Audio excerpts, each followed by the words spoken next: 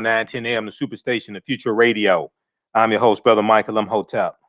It is Wednesday, February 17th, 2021, and we are live. Hope everybody's doing well today. It's been a very, very busy day. As we continue African American History Month, we know on yesterday, on Tuesday, I did a African American History Month presentation for a corporation, and then I did an online class, Ancient Kemet, the Moors, and the Ma'afa, Understanding the Transatlantic Slave Trade, what they didn't teach you in school. Did that at 8 p.m. And our guest speaker was Sister Nubia Wartford, a cultural anthropologist. And then I did the show, African History Network show, 11 p.m. And we're back today. So it's been very, very busy. So on today's show, I want to deal with this topic. There was a story from out of California, and face-to-faceafrica.com had an article about this. And also there was a article from ABC Channel 7 in Chicago. And this ties right into racism, structural inequities. It ties into the redlining that the executive order from the Biden-Harris administration is addressing and calling for an investigation of to change the laws and deal with enforcement of the laws also. An African-American couple's home was valued at $500,000 higher after they had a white friend pose as the homeowner, showing a legacy of discrimination and racism on California home ownership. A Black couple's home was valued at $500,000 higher after they had a white friend pose as the homeowner, showing a legacy of discrimination and racism in California home ownership. But we see this is historic across the country.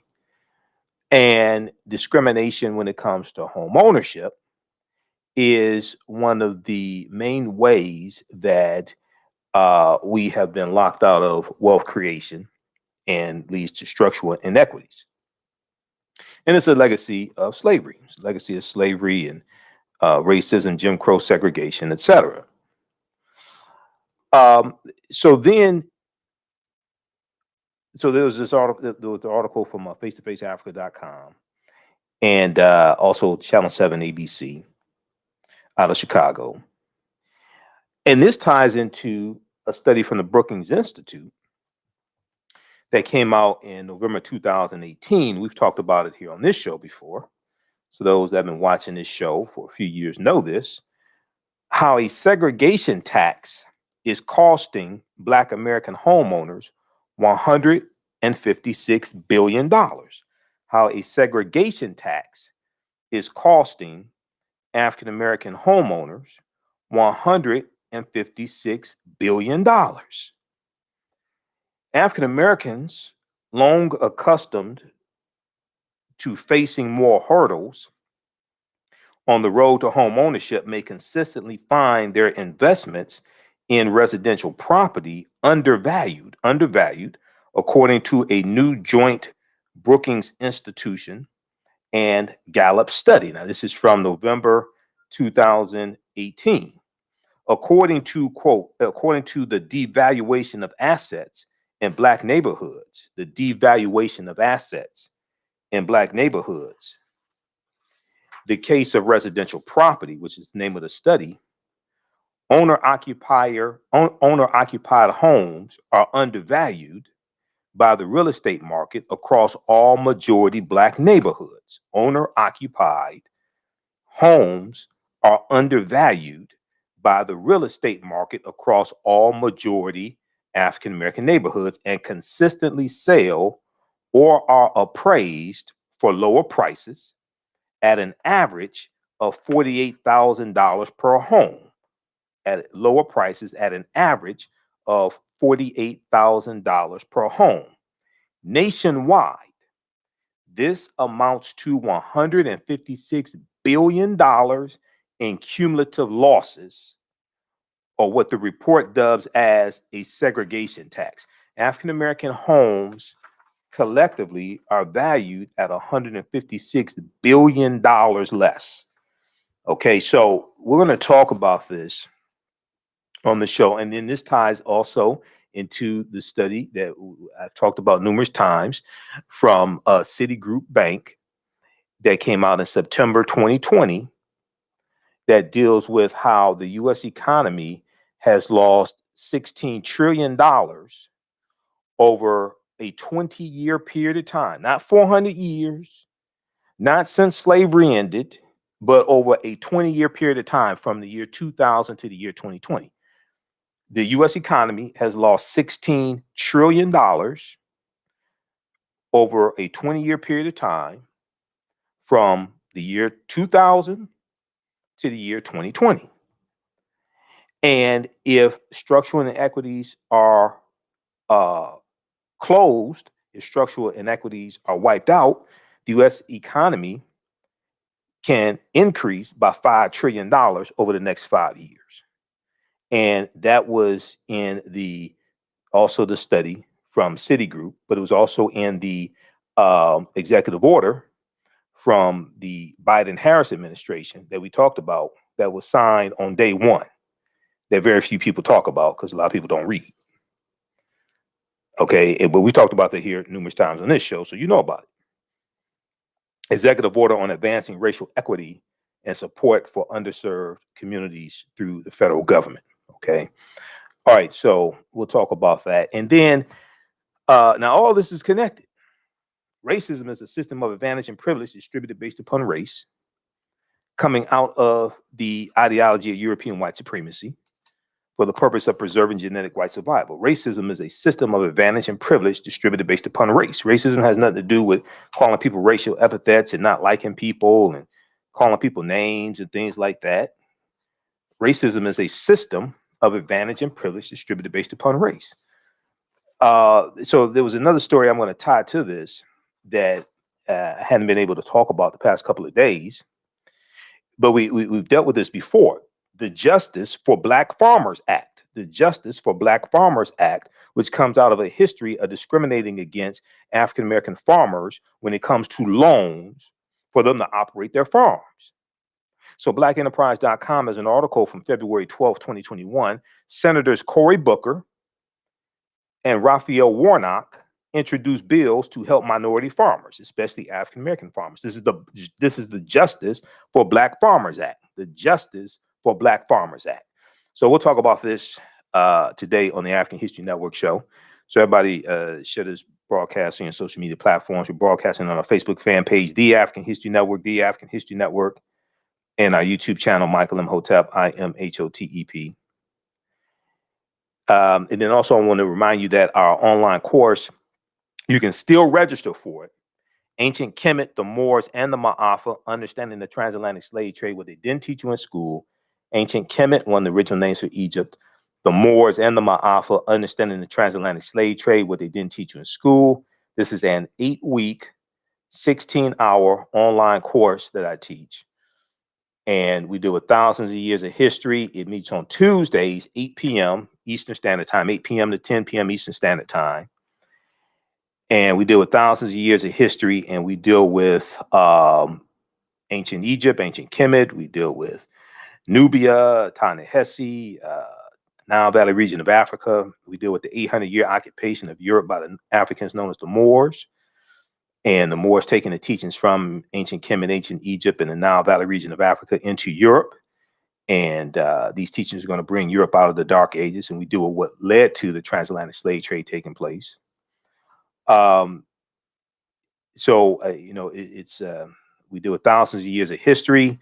I do a PowerPoint presentation. We have video clips, book references.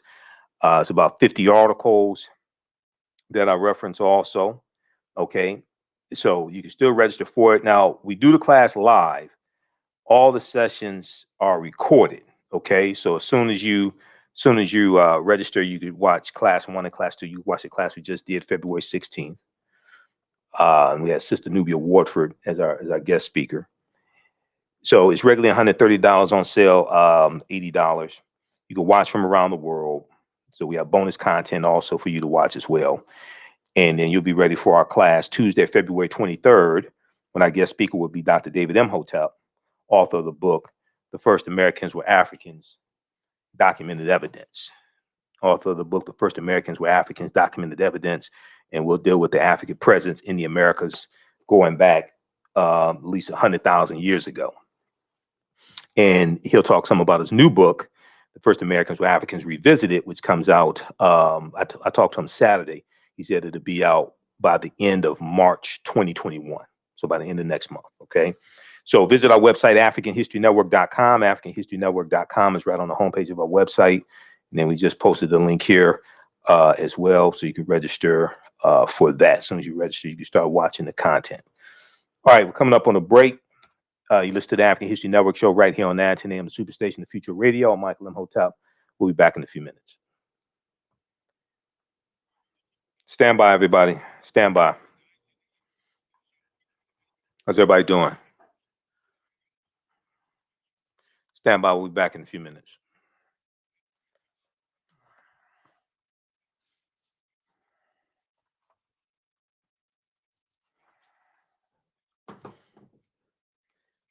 How's everybody doing today? Still needs to register for the online course.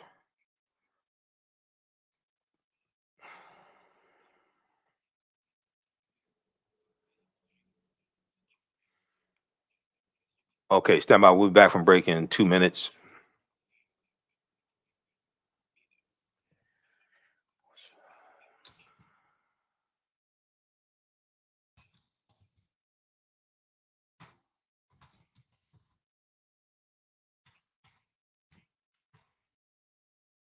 Stand by, everybody. We'll be back from break in 2 minutes.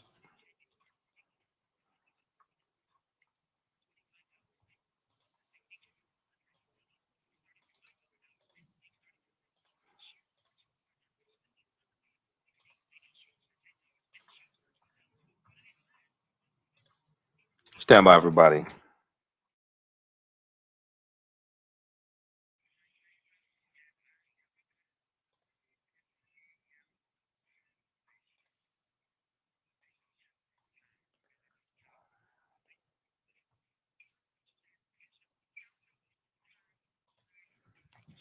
All right, how's everybody doing? Got Janet, Eric, Ruby. Sharon said she loved Tuesday's class. Yeah, that was a good class. I got to reach out to Professor Kabakamane also to speak in the class as well. Okay, stand by.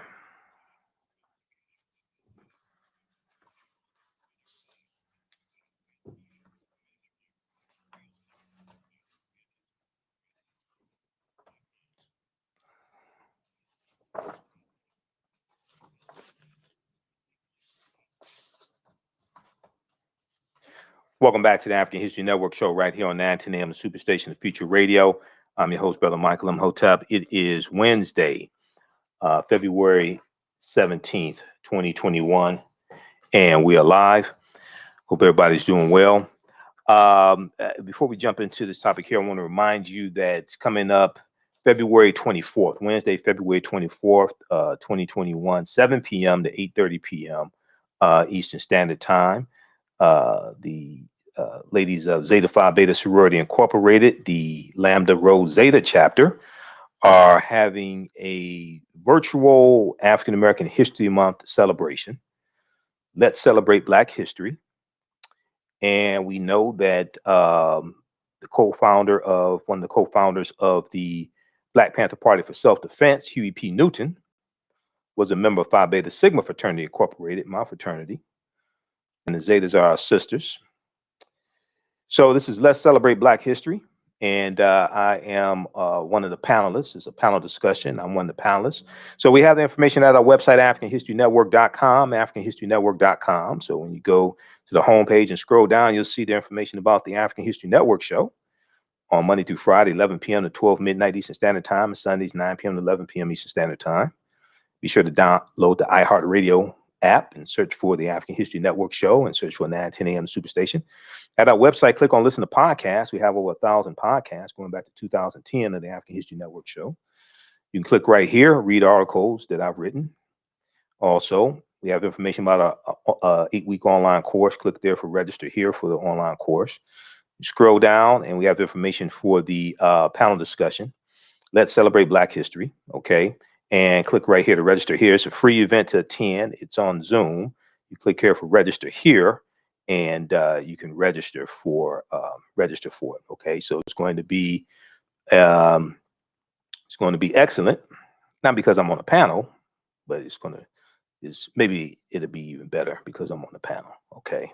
But don't tell them I said that. So special shout out to Sister Marnice Jackson, who invited me to be on the panel. Okay. And then when you scroll down even more, we have our 15 DVD bundle pack, the Michael M. Hotep Black History Month 15 DVD bundle pack also. If you want to order that as well. Okay. So that's coming up February 24th. Okay. Wednesday, February 24th. If you want me to do a presentation for your group or organization, email me at ahnshow@africanhistorynetwork.com. ahnshow@africanhistorynetwork.com if you want me to do a presentation for your group or organization.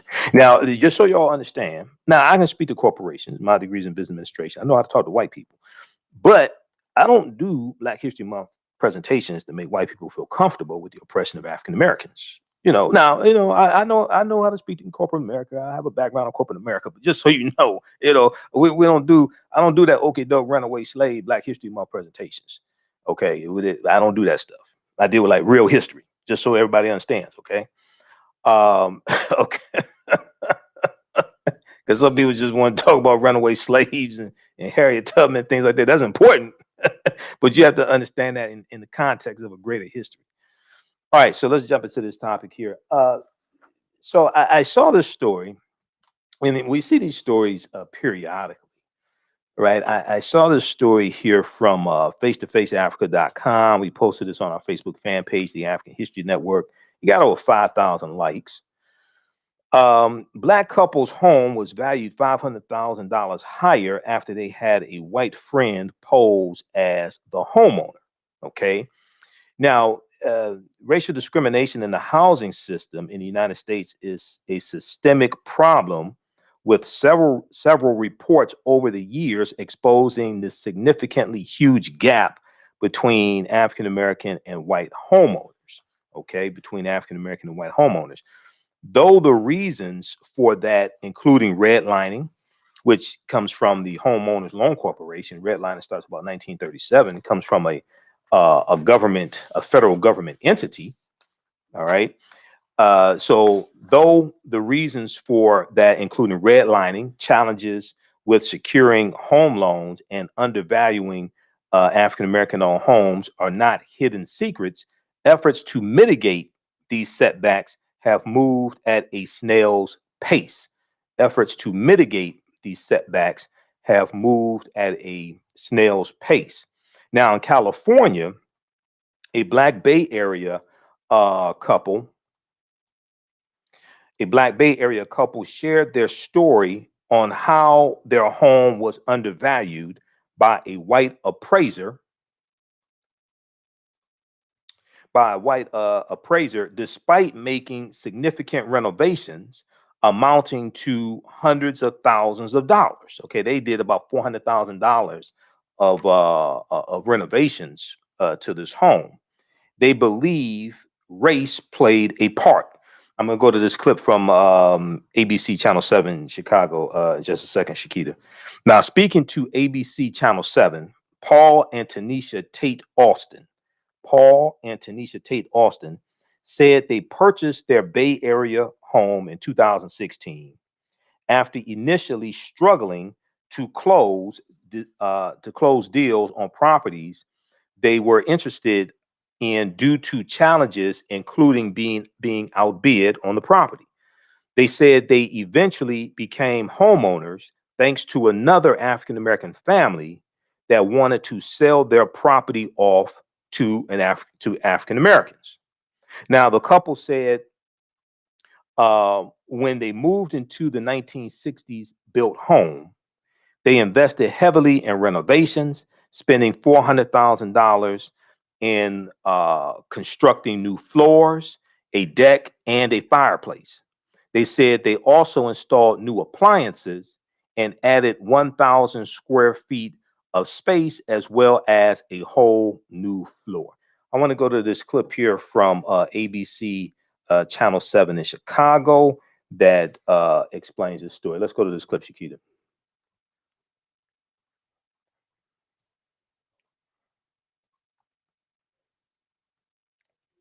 Ownership is the pathway to building wealth in America. But what's hard in the Bay Area is even harder for some. And tonight, a look at the growing inequity in home ownership rates in the Bay Area. ABC 7 News race and culture reporter Julian Glover has the story of a Marin couple who almost got cheated out of $500,000.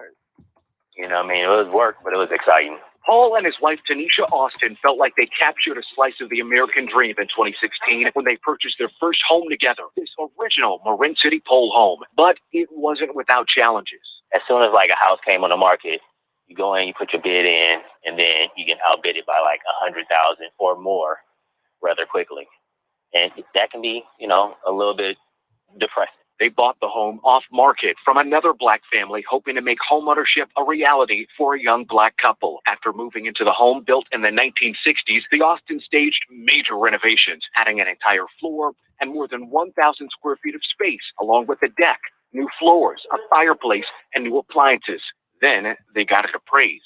I read the appraisal. I looked at the number. I was like, this is unbelievable. The family tells me the appraiser was an older white woman, and they're convinced race was a factor. The home appraised for $989,000, just $100,000 more than the Austins got it appraised for before they started the work, despite $400,000 in renovations. It was like, you know, it was a slap in the face. The Austins immediately called their lender and pushed back. After a month of escalating their complaints, they were approved for a second appraisal. When the date came, they got creative. We had a conversation with one of our white friends. She was like, no problem. I'll be Tanisha. I'll bring over some pictures of my family. She made our home look like it belonged to her. And it worked. So it appraised for 1.482. Yeah. Which was 50% more than what it appraised for by a couple weeks prior. Almost 1.5, $500,000 more. The Austins were outraged and believe this is another ugly result of larger systemic issues. There are implications of the ability to create generational wealth or pass things on if our house is appraised for 50% less than what is valued at. We know discrimination is in nearly every aspect of the home buying process, and really we need to be addressing it as an industry. Discrimination in the housing market comes in many forms. It has a long history in our country and in the Bay Area, leading to alarmingly low rates of Black Americans owning their own home. Black home ownership lags across the country, with less than half, only 44% of Black Americans owning their own home in 2020. Compare that to 74% for white Americans. Looking at the Golden State, just 34% of Black Californians own a home. In the Bay Area, those numbers are even lower. Just 33% of Black San Francisco residents own a home, compared to 61% of white San Franciscans. The numbers are more drastic in San Jose, with a Black home ownership rate of 31% and a white home ownership rate of 65%, more than double. Why are we seeing such a great disparity? There's still problems in the housing industry of Black people being steered away from white neighborhoods, even though that is technically illegal, or Black people not having the same access to mortgages that white people have. According to the National Association of Realtors, Black applicants are rejected for mortgage loans at rates 3 times higher than that of white applicants. Another factor suppressing Black home ownership. African Americans have nearly double the amount of student loan debt than we see for white homebuyers. So that's just one of the many hurdles that African American homebuyers are really strapped with and holds back their buying power. And the pandemic has made things worse. The representative from NAR stressed closing the homeownership gap is essential to closing the wealth gap in our country. To make that happen, equity in housing and access to affordable homes must be the central focus. The Austins agree. If we are aware that implicit bias exists in other systems, police, school, why wouldn't they also exist in the housing market? And then what can we do to, fix that? There could be help on the way in the form of two Biden administration proposals. The first would extend $15,000 in down payment assistance for first-time home buyers. The other, a $100 billion fund to update existing and create new affordable housing. Covering race, culture, and social justice, Julian Glover, ABC 7 News. Okay, so we see that all this ties into policy, laws, regulations. Racism is a system of advantage and privilege distributed based upon race. Racism doesn't have anything to do with not liking people, calling people racial epithets. Okay, this is not about, well, I was able to succeed, I'm Black, so therefore we don't need to change any laws. We don't need to address systemic racism because I was able to make it. So therefore the other 48 million should be able to make it. Okay, like what dumbass Larry Elder was saying today at the reparations hearing. Okay, you get these Black talking heads that are, as Dr. Michael Eric Dyson said, white supremacy through ventriloquism. The words of white supremacy are coming through the body of somebody who is phenotypically Black, not Black in consciousness. Okay, and these are Republicans that bring dumbasses like this, or Burgess Owens, or Herschel Walker. Herschel Walker may have chronic traumatic encephalopathy. A mind is a terrible thing to waste. Okay, so we may talk about that on tomorrow's show some. But these are the type of Negroes that they bring to a reparations conference. Okay, you bring in a pea shooter to a gunfight. You're bringing a pea shooter to a gunfight. Okay, so that was from ABC Channel 7 in Chicago. See, Negroes like that don't want to deal with structural inequities, because if they call out white supremacy, then the checks will stop coming. They don't want to deal with structural inequities. They don't want to talk anything. They don't want to deal with anything like that. They want to make it. They want to deal with individual success stories. Pull yourself up by your own bootstraps. That nonsense. Okay. So they don't want to deal with the laws and policies that were put into place to maldistribute wealth, power, resources into the hands of Europeans. Because once they start doing that, their TV shows will be pulled off the air. They'll lose whatever contracts they have, and the checks will stop flowing. All right. So check out that article from face-to-faceafrica.com. Black couple's home was valued $500,000 higher after they had a white friend pose as the homeowner. And then also the original story from ABC Channel 7 in Chicago. Now, the home appraised for $148,000, or roughly $500,000 more than it appraised just weeks before. Okay. And let me see, let's try to scroll down here in the article. Okay, so the couple said when they moved into the 1960s built home, they invested heavily in renovations, spending $400,000 in constructing new floors. The couple said the appraiser, an older white woman, used coded language, including Marin City is a distinct area. Marin City is a distinct area. In her appraisal, she valued the couple's home at $989,000, $100,000 more than its previous estimate before their $400,000 renovation, ABC Channel 7 reported.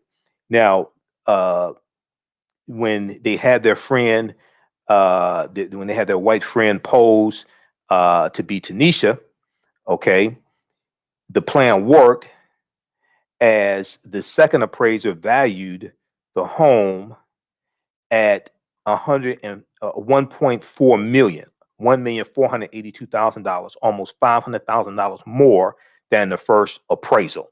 All right. So check this out from face-to-faceafrica.com, and then also from ABC Channel 7 in Chicago. Now, this ties into another story that I talked about in 2018. Also, keep in mind that 44% of African Americans are homeowners compared to 74% of white Americans. Okay. And they talked about student loan debt as well. Student loan debt plays a part in this. African Americans carry double the student loan debt that white Americans carry. Now, if we look at this article here from thegrio.com, and then I'm going to go to one from 2018 that deals with the segregation tax when it comes to African American home ownership. All this ties into policy, all this ties into laws. This is not about Black people trying harder. Okay. This is not about that. Okay. People, when you have people who make especially Negroes who make these arguments, we just need to try harder. I made it. You should be able to make it. Other 49 million should be able to make it. Things like this. They don't want to deal with reality. They're being paid to lie to us. Let's just put it like that. They're being paid to lie to us. Let's see here. These are the type of Negroes Harriet Tubman would have left on the plantation. Let me put it to you like that. Let me to be politely, to put it politely for FCC regulated radio, to put it politely, these are the type of Negroes that Harriet Tubman would have left on the plantation. Black borrowers are struggling to repay student loan debt. Black borrowers are struggling to repay student loan debt. The Federal Reserve of New York reports that African American college students graduate with a higher loan bill than other racial groups. Now, this is from thegrio.com, November 6, 2019. Okay, November 6, 2019. According to the federal government, African American college students in cities such as Brooklyn and Chicago are drowning in student loan debt at higher numbers than white borrowers. According to research, economists at the Federal Reserve Bank of New York, student loan debt weighs heavier on African Americans, and the reason may not be all that surprising. The fact that African Americans earn a relatively lower income than other racial groups is part of the problem, as they lack the money and resources to make payments, the Fed researchers said per CBS News. The data also noted that Black college students either graduate or drop out with a higher student loan bill, than other racial groups. Borrowing rates are somewhat higher in areas with a majority African American resident. Borrowing rates are somewhat higher in areas that have a majority African American residents, at 23%, compared with 17% in Hispanic majority zip codes and 14% in white majority zip codes, the New York Federal Reserve researchers wrote. These differences are likely explained in part by income disparities, as lower income students are more likely to need student loans to afford tuition. Okay? Income disparities, as lower income students are more likely to need student loans to afford tuition. Now, the Federal Reserve broke it down like this. Students living in predominantly urban or African American areas have an average student loan balance of $37,000 or higher. Meanwhile, white students on average have a balance of $34,000 or higher. When we see that the median household net worth of a white family is 10 times that of an African American family, in general, now I do understand they're poor white people. I do understand that. But in general, you're dealing with them coming from families that have more wealth, have more resources to help with first-time mortgages, okay, to be able to help with things like this. Now, the data also suggests that 18% of Black borrowers are twice as likely to default on student loans compared to 9% of white borrowers. All right. So in the clip from ABC News, ABC Channel 7, they talked about the student loan debt crisis and how it's crushing African Americans. And then that ties into the home ownership gap. Okay. And home ownership is one of the main ways that people historically in this country have been able to accumulate wealth. All right, now, if we go back to 2018, there was a study that came out from the Brookings Institute. And I talked about this here on the show. They talked about it on Velshi and Rule on MSNBC. Ali Velshi and Stephanie Rule. I used to really like that show, Velshi and Rule. I guess they took it off because it came on 1 p.m. and it's hard to get ratings at 1 o'clock in the afternoon. But they both had backgrounds in business. Ali Velshi and Stephanie Rule. They both have backgrounds in business, so I really appreciate that because I have a background in business as well. And they did a story that dealt with the segregation tax. Okay, the segregation tax, and I want to pull this up here. Now, all of this is tied together, and all of this is a legacy of slavery and Jim Crow segregation and racism. You can't separate this. You can't try to compartmentalize racism. You can't try to deal with racism on an individual level and say, because I was successful and I came from nothing and I got 3 degrees and worked my way through college and things like that, then racism is not a problem. You just have to try harder. That's idiotic. That's idiotic. If we look at this article here from Curbed.com, this deals with the study from the Brookings, a joint study from the Brookings Institute and Gallup. This is from November 27, 2018. We're going to go to that clip from MSNBC in just a second, Shakita. How a segregation tax is costing Black American homeowners $156 billion. How a segregation tax is costing Black American homeowners $156 billion. According to the study called The Devaluation of Assets in Black Neighborhoods, the case of residential property. Owner-occupied homes are undervalued by the real estate market across all majority Black neighborhoods and consistently sell or are appraised for lower prices, at an average of $48,000 per home. Nationwide, this amounts to $156 billion with a B in cumulative losses, or what the report dubs a segregation tax. Now, homes of a similar value with similar features are valued at 23% less in majority Black neighborhoods compared to those with very few or no Black residents. So it's a segregation tax. Racism is a system of advantage and privilege distributed based upon race. Now, if you tie this to the study from the Citigroup Bank that I've talked about numerous times.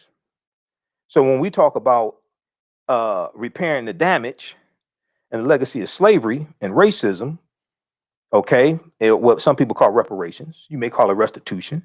You can call it whatever you want to get the job done. One could make the argument that you could get farther if you take the name reparations off of it. One could make that argument. I would agree. And I've talked about we need to shift the focus on present day structural inequities that are the legacy of slavery, then deal with the laws and policies that were put into place to bring about the structural inequities, and trace that back to slavery, racism, Jim Crow segregation, redlining, all of that. Deal with present day structural inequities that are because of racism, deal with the policies and laws that were put into place to bring them into existence, and then trace that back to slavery. As opposed to just making the focus on slavery, and then you get into arguments with people saying, "Oh, that chattel slavery ended 156 years ago. My ancestors never owned slaves; they just got here 2 generations ago." Instead of arguing with dumbass people that don't understand history, we can deal with present day structural inequities that are the legacy of slavery and trace it back to slavery. Some of those ignorant ass people are like Representative Jim Jordan from Ohio, the Donald Trump supporters, Matt Gaetz from Florida, Louis Gohmert from Texas, those people. It's people like that that invite a Burgess Owen, a Herschel Walker, a Larry Elder, Candace Owens. Those are the black talking heads they bring out to speak out against reparations or what have you. Okay, so racism has cost the U.S. $16 trillion Citigroup fines.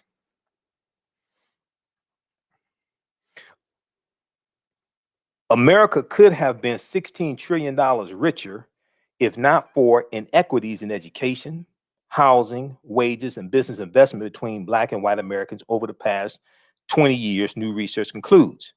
The study released this week by Citigroup, now this came out September 2020, is the latest. The study is the latest in a body of research that attempts to quantify the economic impact of systemic racism. This is the latest in a body of research that attempts to quantify the economic impact of systemic racism. Citigroup arrived at a $16 trillion figure after estimating that African-American workers have lost $113 billion in potential wages over the past 2 decades because they could not get a college degree. The housing market lost $218 billion in sales because African-American applicants could not get home loans. About $13 trillion in business revenue never flowed into the U.S. economy because African-American entrepreneurs could not access bank loans. We're dealing with a legacy of Jim Crow segregation, legacy of slavery. Racism is a system of advantage and privilege distributed based upon race, which is connected to politics. Politics is the legal distribution of scarce wealth, power, and resources, and a writing of laws, statutes, ordinances, amendments, and treaties, their adoption, interpretation, and enforcement.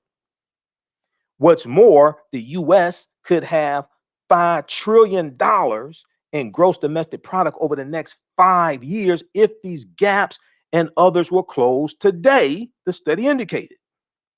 Now, let's go to this clip here from MSNBC from the now defunct Veltian rule. This deals with the segregation tax and home ownership and how African-American homes are valued at $156 billion less. Let's go to this clip. All right, as we try and recover home ownership rates from the last recession, let's take a look at how race can severely restrict the upward economic mobility of African Americans. Since at least the 1940s, home ownership has been seen as a cornerstone of the American dream. It provides a sense of security, but it also builds wealth in the form of equity in your home.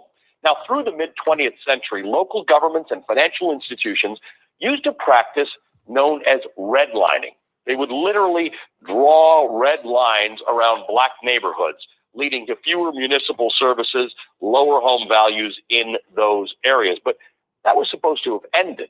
Well, a study from the Brookings Institution found that neighborhoods that are at least 50% Black have an average of 23% lower home values. This is serious. This evaluation, by the way, just to give you a bit about how this is done, it's measured against comparable neighborhoods, looking at absolute home price differences in neighborhoods with at least 50% Black populations versus neighborhoods that have fewer than 1% Black residents. It also looks at structural characteristics, the year the home was built, square footage, number of rooms. It's trying to make an apples-to-apples comparison. And it looks at neighborhood amenities, the physical landscape, the economic status, the quality of education, the types of stores available, grocery stores, things like that. When all of those are equalized, we're comparing apples to apples here. When it is equalized, homes in Black neighborhoods are undervalued on average by $48,000. That is a loss of $156 billion in home value for millions of Americans, mostly African Americans, but also white Americans who live in majority Black neighborhoods. Brookings looked at 113 different metropolitan areas that had at least one majority Black neighborhood and compared home values in that majority Black neighborhood to home values outside of the majority Black neighborhood. All of the purple, these are all purple, all of these purple areas are areas of devaluation. You can see them. all over the eastern part of the country, where majority black neighborhoods have lower home values than other neighborhoods that are otherwise equal. The green, you can hardly see it. There's green here, there's green here, green here, green here, green here. There are a few areas of appreciation where majority black neighborhoods have higher home values than non-majority black neighborhoods. But the overwhelming majority of them are cases in which black neighborhoods have lower property values. The majority black neighborhoods in Florida's Sebastian Vero Beach area actually have higher values compared to other neighborhoods, but there are obviously far more areas that have devaluation. Perhaps the starkest area is Lynchburg, Virginia. Black majority neighborhoods there have home values 81% lower than in other neighborhoods. The absolute home value almost totally wipes out the value of the highest appreciation in the study, which is the Sebastian Vero Beach area. This is fascinating to dig into. Joining me now is the lead author on that study, Andre Perry of the Brookings Institution. Andre, you have put into a study something that we have known of, but is so influential because it's not just about your home value. It is going back decades to the home value that African Americans have tried to achieve so that they can pass on to other generations. So it is hurt generation after generation that African American neighborhoods have been undervalued. It means that African Americans can pass on less to their kids. All right, we're going to pause it right there.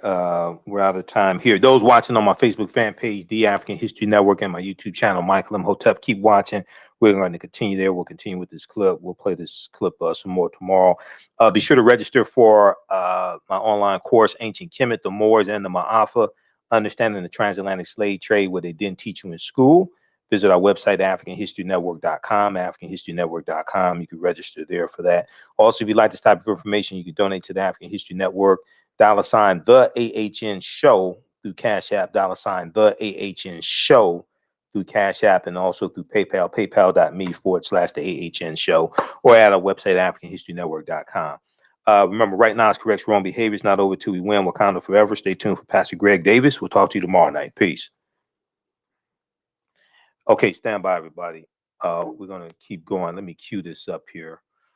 Let me cue this clip up here. Now, this is from MSNBC. This is from November 28th, 2018. This clip, November 28th, 2018. This is from Velshi Rule. This is from Velshi Rule. Hold on. Okay. And this is on YouTube also. You can check out this clip. Let's cue this up. Now, this ties into also the racial wage gap as well. This ties into the racial wage gap also. There's a article from there's an article from Black Enterprise that I've talked about a number of times, and it deals with how Black women make $1 million less over their working lifetime, over about a 40-year period of time. Okay, let me show you this. All of this is connected together. All of this is connected together. You're dealing with the legacy of racism. You're dealing with the legacy of slavery. And when you have these people that want to discount this, and they don't want to deal with any of these facts, they just want to deal with personal success stories. And racism is a group to group relationship. Racism is not an individual to individual relationship. Your personal success stories don't have anything to do with the conditions of African Americans. Okay. Read this article here. I've talked about a number of times in my lectures and broadcasts. Black women lose out over $1 million in their careers thanks to the wage gap. Black women lose out over $1 million in their careers thanks to the wage gap. Now, this plays a big part in the racial wealth gap. Okay, an African American woman will lose out on $946,000 over a 40-year career if she continues to make 61 cents on the dollar that the average white man earns due to the wage gap analysis by the National Women's Law Center shows. The average African-American woman will lose out on $946,120, okay, over a 40-year working career if African-American women continue to make 61 cents on the dollar that the average white male makes. Assuming she and her white non-Hispanic male counterpart, begin work at age 20. Assuming that she and her non-Hispanic white male counterpart begin work at age 20, an African-American woman would have to work until she is 86 years old to catch up to what a white non-Hispanic man has been paid by age 60.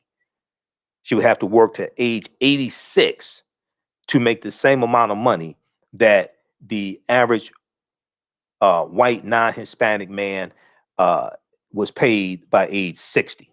Okay, so the National Women's Law Center found that African American women face even larger pay disparity in certain states. In the state of Louisiana, African American women are paid on average 47 cents for every dollar their white non-Hispanic male counterpart makes. 47 cents. Now, there are 5 states where African American women will lose $1 million or more in their in their working lifetime. There are 5 states, and even at the PhD level, advanced education among Black women has not been shown to lower the wage gap. In fact, the gap is largest for the most educated African American women. Doctorate degree holders who are African American women tend to make 60% of what their white male counterparts make. Doctorate degree holders, so they usually have student loan debt. Doctorate degree holders who are African American women tend to make 60% of what their white male counterparts make. Then it goes on to talk about student loan debt. Okay, so check this out. African Americans are more likely to have student loan debt, more likely to have student loan debt, but they're making, when it comes to African American women, either 61 or 67% on the dollar that the average white male makes, depending upon which year. That deals with Black women's equal pay day, which usually falls in August. Black women's equal pay day, you've heard me talk about that before. It takes the average African American woman 20 months to make the same amount of money that the average white man makes in 12 months. Go research Black women's equal pay day. The average African American woman has to work till sometime in August the next year to make the same amount of money that the average white male made in 12 months of the previous year. Okay, that's dealing with Black women's equal pay day. The average African American man makes somewhere, I guess, about 79, 80% on the dollar that the average white male makes. All right. So this ties into, you combine that with the student loan debt, and then we see these inequities play into disparities when it comes to home ownership, then home values, and then we see this show up in the wealth gap. All of this is connected. Okay, all of this is connected. All right, so let's continue here. So African American women have the highest student loan debt of any racial or ethnic group. For an undergraduate degree, the average African American woman carries nearly $30,400 in debt compared to $19,500 for white men, nearly $30,400 in debt. The wage gap lessens Black women's ability to pay off educational debt, creating an additional barrier to saving money that could be used to buy a home, start a business, or be used for emergencies. This is all connected. Same thing applies to African American men. Okay, there's less money, so you're paying more you have more money in student loan debt, but you're making less dollar, making less cents on the dollar. Okay, but you have more student loan debt, which makes it harder to accumulate wealth and to buy a home. All right, so check out this article here from blackenterprise.com. Black women lose out over $1 million in their careers thanks to the wage gap. Okay, now let's go back to the clip from MSNBC that deals with the segregation tax and how the segregation tax is costing African-American homeowners $156 billion in lost home value. Okay, let's go back to this clip here. Of the Brookings Institution. Andre, you have put into a study something that we have known of, but is so influential because it's not just about your home value. It is going back decades to the home value that African Americans have tried to achieve so that they can pass on to other generations. So it is hurt generation after generation that African American neighborhoods have been undervalued. It means that African Americans can pass on less to their kids. Absolutely. The $156 billion that my colleagues Jonathan Rothwell at Gallup and David Harshbarger also at Brookings, the $156 billion we found in cumulative losses is really the amount of money that we use to uplift our social status. Right. So it's the money that should go to starting a business, going to college, improving your home, or even moving to a better neighborhood. Right. That's what we use the equity for. But essentially, racism is robbing people, Black people, of that ability to uplift themselves. Paired with your report is some interesting numbers from the National Bureau of Economic Research that 54% of the wealth owned by Black families is in home ownership. So it is a massive source of what wealth there is in Black households. So this is so critically important because it's not that home ownership is just one piece of the wealth of African Americans, it's the majority of it. Yeah, and we got to remember that Black folk believe in the American dream, and we strive for the American dream. Also in the report, we found that Black communities, majority Black communities, hold about $600 billion worth of housing assets. There is power and strength in Black communities. We are doing what we are expected to do. But the devaluation is taking away more opportunities to advance ourselves. That Black folk are the problem for declining neighborhoods, that Black women's marital status, that Black boys who don't pull up their pants are the reasons why Black communities are not moving up. But our research clearly finds that the devaluation, the perception of a negative value is robbing Black residents opportunities for growth. And it's a vicious cycle. I spend a lot of my time in Philadelphia, and your study found that Philadelphia, close to the average of home devaluation, had a lower number of libraries in some of those areas, lower proficiency rate for public school kids. Game this out. If the value of the home is lower, it then creates a circle in which certain institutions don't get settled in there, certain retailers don't come in, certain grocery stores don't come in. Yeah, you devalue a neighborhood, there's divestment, people leave the neighborhood, there's fewer municipal expenditures in the neighborhood, school quality goes down because there's just not a lot of revenue in the neighborhood. It's a vicious cycle.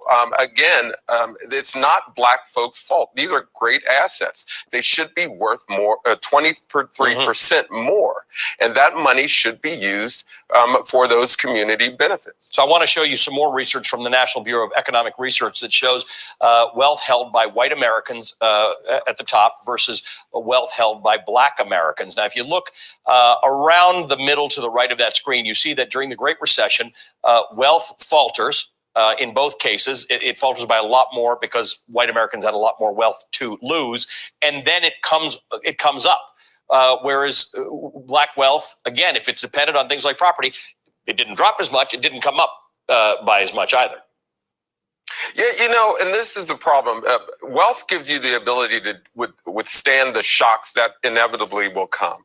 You lose a job, you get sick, your son or daughter gets married. You typically leverage your equity to fill those gaps. The inability for blacks to gain wealth hurts our ability to deal with the shocks that will come. And so what I have been advocating for is for us to clearly have policies that help us deal with the racism that's baked into real estate agents, appraisals, and lending practices. But I'm also saying to the Black community, hey, this report that you can get at brookings.edu, you can actually see your price and you can what your home should be worth, and you can demand value by animating the activity in your community and say, hey, we're worth more, we deserve more, we can invest more in our Black communities. Andre, great conversation, great research. Thank you for joining me. Andre Perry is with the Brookings Institution. Hey. All right. So that's from MSNBC from November 28th, 2018. We'll post a link here. That's dealing with, name of that clip is Homes Owned by Black Americans Are Undervalued by Billions of Dollars. And that's on YouTube. Homes owned by Black Americans are undervalued by billions of dollars. That's from November 28th, 2018, MSNBC. That's Veltian rule. So that is connected, what we just heard, and in the clip from the couple in California from ABC Channel 7, whose home was undervalued by hundreds of thousands of dollars, undervalued by about $500,000. In that clip, it talked about the student loan. It talked about student loan debt. Okay, and I'm going to play that clip again as well. Okay, all of this is connected, and this ties into history. Okay, see, unfortunately, a lot of people who speak out against reparations and things like this are ignorant of history. And some people who are advocating for reparations are ignorant of history too, just to be honest, because Americans are woefully ignorant of history. Just to be honest, many of them mean well, but just don't understand history and law. And others are just in it for themselves and ain't just what they're talking about is not going to lead to anything. They're confusing activity with productivity, some of them. Because some of the arguments they're making are not legal arguments, which is problematic. Look at this right here. You've heard me talk about it before. This is one of the 45 executive orders that Joe Biden did. This is from, okay, which one is this? I have 3 executive orders. Which one is this I'm looking at? This is one I want. January 26, 2021, memorandum on redressing our nation's and the federal government's history of discriminatory housing practices and policies. Who's read this executive order?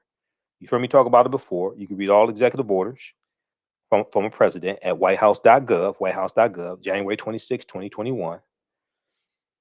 Some of this we're going to skip over. I just want to get to the main crux of it. Background of diverse and inclusive communities, strengthen our okay, federal, state, during the 20th century, federal, state, and local governments systematically implemented racially discriminatory housing policies that contributed to segregated neighborhoods and inhibited equal opportunity and the chance to build wealth for Black, Latino, Asian American, and Pacific Islander and Native American families and other underserved communities. Ongoing legacies of residential segregation and discrimination remain ever present in our society. These include a racial gap in home ownership, persistent undervaluation of properties owned by families of color, disproportionate burden of pollution, and exposure to the impacts of climate change in communities of color. So this then ties into environmental racism. When you deal with climate change and you deal with African American communities having a greater exposure to pollution, a greater exposure to lead in the water, like Flint, Michigan, and a great exposure to the impacts of climate change and systemic barriers to safe and accessible and affordable housing. Okay, people of color, immigrants, underserved populations, everything. All right. All this is tied together. Now, throughout much of the 20th century, the federal government systematically supported discrimination and exclusion in housing and mortgage lending, while many of the federal government's housing policies and programs expanded homeownership across the country. Many knowingly excluded Black people and other persons of color and promoted and reinforced housing segregation. Federal policies contributed to mortgage redlining and lending discrimination. All right, now, then they talk about the Interstate Highway Act, the 1952-56, that drove about 41,000 miles of U.S. interstate highways, and they ran through about 1,600 African-American communities, wiping out our businesses, wiping out our homes. Like they ran through Black Bottom and Paradise Valley here in Detroit. And I-375 runs through what was known as Black Bottom, okay, where you had a number of African-American homes, and then Paradise Valley was like the business entertainment district. There's about 300 businesses there. So the creation of the interstate highway system, funded and constructed by the federal government and state governments in the 20th century, disproportionately burdened many historically Black and low-income neighborhoods in many American cities. Many urban interstate highways were deliberately built to pass through Black neighborhoods, often requiring the destruction of housing and other local institutions. Who's read this executive order? This came out January 26th. You heard me talk about it before. I've talked about this a number of times on the show. Who's actually read this? Many urban interstate highways were deliberately built to pass through Black neighborhoods, often requiring the destruction of housing and other local institutions. To this day, many Black neighborhoods are disconnected from access to high-quality housing, jobs, public transit, and other resources. So this is the result. This ain't the result of people calling people the N-word. This is not the result of people not liking people. This is the result of laws and policies put into place. Politics is the legal distribution of scarce wealth, power, and resources, and the writing of laws, statutes, ordinances, amendments, and treaties, their adoption, interpretation, and enforcement. Read the entire executive order, okay? Well, I'll post a link here. I don't have time to get through all of it because we're already over time as it is.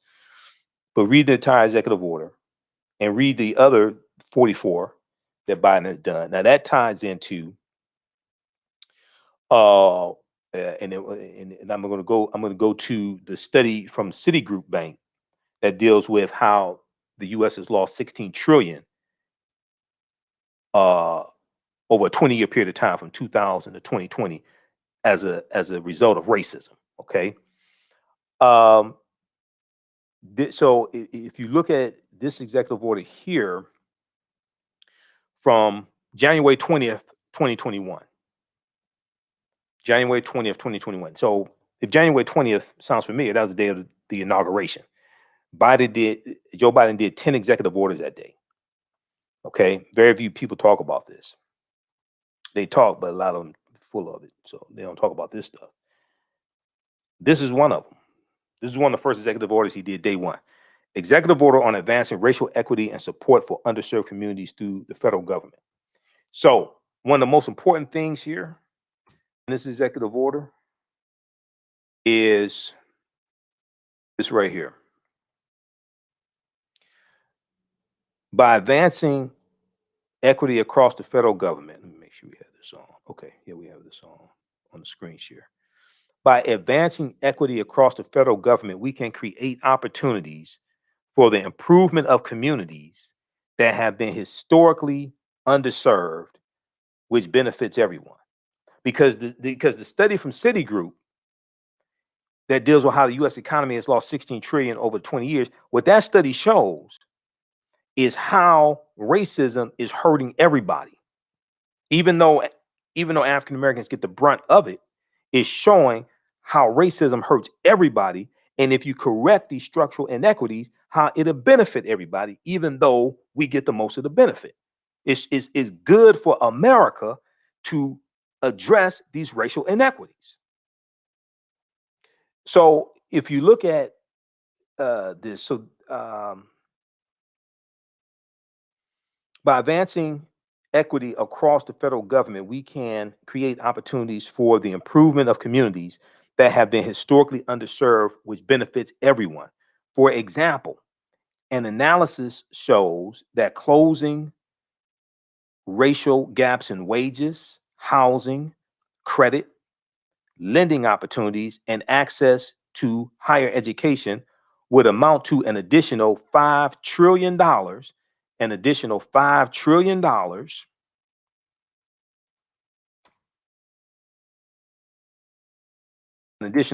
trillion in gross domestic product in the American economy over the next 5 years. That comes directly from the study from Citigroup. That's where that comes from in Biden's executive order. That directly comes from the study from Citigroup.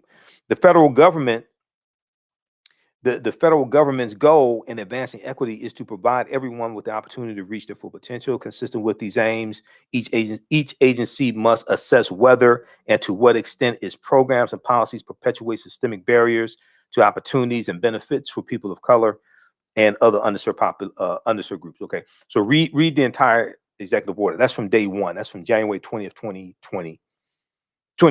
January 20th, 2021. Executive order on advancing racial equity and support for underserved communities through the federal government. All right. Okay, so read that one. Now, that is connected to where we're going to go next.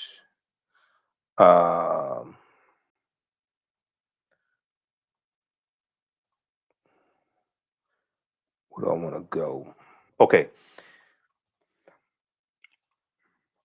When we look at redlining, read this article here from blackpast.org, blackpast.org, dealing with redlining. Blackpast.org has about 6,000 articles dealing with African American history and African history. Redlining, 1937. Redlining refers to a discriminatory pattern of disinvestment and obstructive lending practices that act as an impediment to home ownership among African Americans and other people of color. Banks used the concept to deny loans to homeowners and would-be homeowners who lived in these neighborhoods. This in turn resulted in neighborhood economic decline and the withholding of services or their provision at an exceptionally high cost. The origin of the term redlining stems from the policies developed by the Homeowners Loan Corporation, created in 1933 by the President Franklin Roosevelt administration to reduce home foreclosures during the Great Depression, and then institutionalized by the 1937 U.S. Housing Act, which established the Federal Housing Association. So we're talking about government policies. We're talking about policies from the federal government that help create these structural inequities. Now, federal housing agencies, including the Homeowners Loan Corporation and the Federal Housing Association, determined whether areas were deemed unfit for investment by banks, insurance companies, savings and loan associations, and other financial service companies. The areas were physically demarcated with red shading on a map. In contrast, zones which were to receive preferential lending status were marked in green shading, and intermediate areas in blue shading. Often these decisions were arbitrarily based on areas, racial composition, rather than income levels. Oftentimes these decisions were arbitrarily based on the area's racial composition rather than income levels. While the practice was almost universal before 1968, the Civil Rights Act passed that year, which was the Fair Housing Act of 68, which is another Civil Rights Act. The Civil Rights Act of 1968 passed that year, theoretically outlawed redlining. Nonetheless, its impact was felt after that date. In a series of Pulitzer Prize-winning articles which appeared in 1988 under the title "The Color of Money," Atlanta Journal-Constitution reporter Bill Dedman described how Atlanta, Georgia banks still discriminated by the racial designation of neighborhoods. His article illustrated how these banks were nearly twice as likely to lend to homeowners and prospective home buyers in low-income white neighborhoods as in affluent Black areas. His article illustrated how these banks were nearly twice as likely to lend to homeowners and prospective home buyers in low-income white neighborhoods as opposed to affluent African American neighborhoods. Racism is a system of advantage and privilege distributed based upon race. As a consequence of redlining, neighborhoods that local banks deemed unfit for investment were left underdeveloped or in disrepair, especially after the deindustrialization of the inner city, which begins really in like the late 1950s, goes into 1960s, 70s, and 80s, the deindustrialization of the inner city and taking out factories and industries out of the inner city and putting them out in the suburbs, okay? Because you have homes being built in the suburbs that go back to after World War II. This is why you have to understand the chronology of history. The baby boomer generation, World War II, the GI Bill, 1944, that gives the GIs, basically white men, low interest loans to build homes, start businesses, go to college. African American GIs are largely discriminated against when we try to take advantage of the benefits that we earned and our taxpayer dollars pay for. Okay, see, this is a deep history here. All this deals with laws and policies. This is a deep history. This don't have nothing to do with individual success stories. This doesn't have anything to do with, oh, Black people just need to try harder, as some idiotic Black talking heads will have you believe, because that's what they get paid to tell you.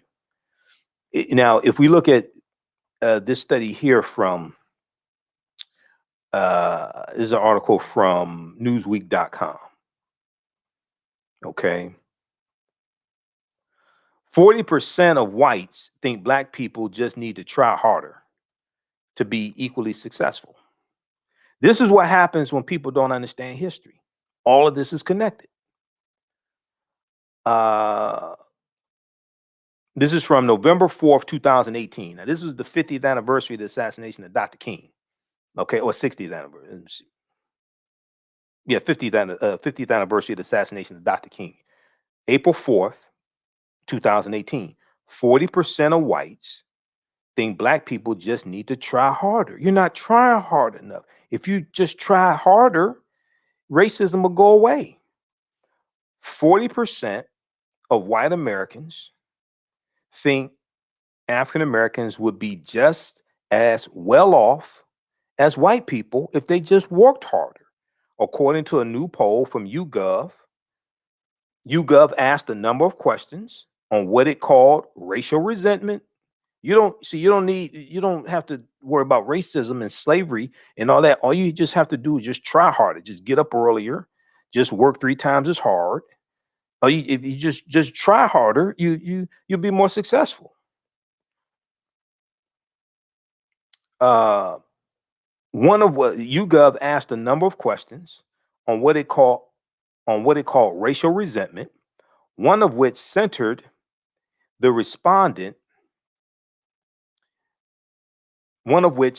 centered on whether the respondent agreed with the statement. It's really a matter of some people not trying hard enough. If Blacks would only try harder, they could be just as well off as white people. When you go study the laws and history of this country, white people didn't become wealthy because they try harder. It wasn't because they tried harder, it's because the laws and policies were in their favor. Overall, 35% of respondents agreed, 16% strongly, 19% somewhat with that statement, 28% neither agreed nor disagreed.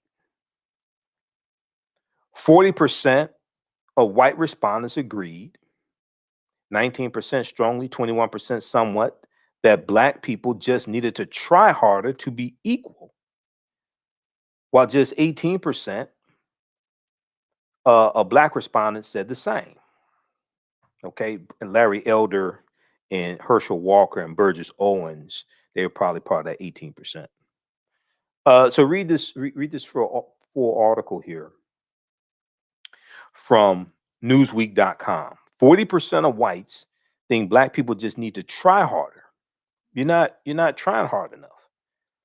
Okay, forget structural inequities, forget racism and all that stuff. Forget that African American woman makes 61 cents on the dollar that the average white man makes, and you forget the fact that you have to work to age 86, Black women, to make the same amount of money that the average white man makes by age 60. Forget all that. If you just try harder, you'd be just as successful. Forget the fact that African American women with PhDs, with doctorate degrees, make 60% of what the average white man makes with a PhD or doctorate degree. Forget all that stuff. You just have to try harder. Okay. All right. Whatever. All right. Okay. So I want to go to this one here. This is from CBS News. Economist who says racism cost the U.S. $16 trillion explains the math. All right. Now, this was an African-American economist, Dana Peterson.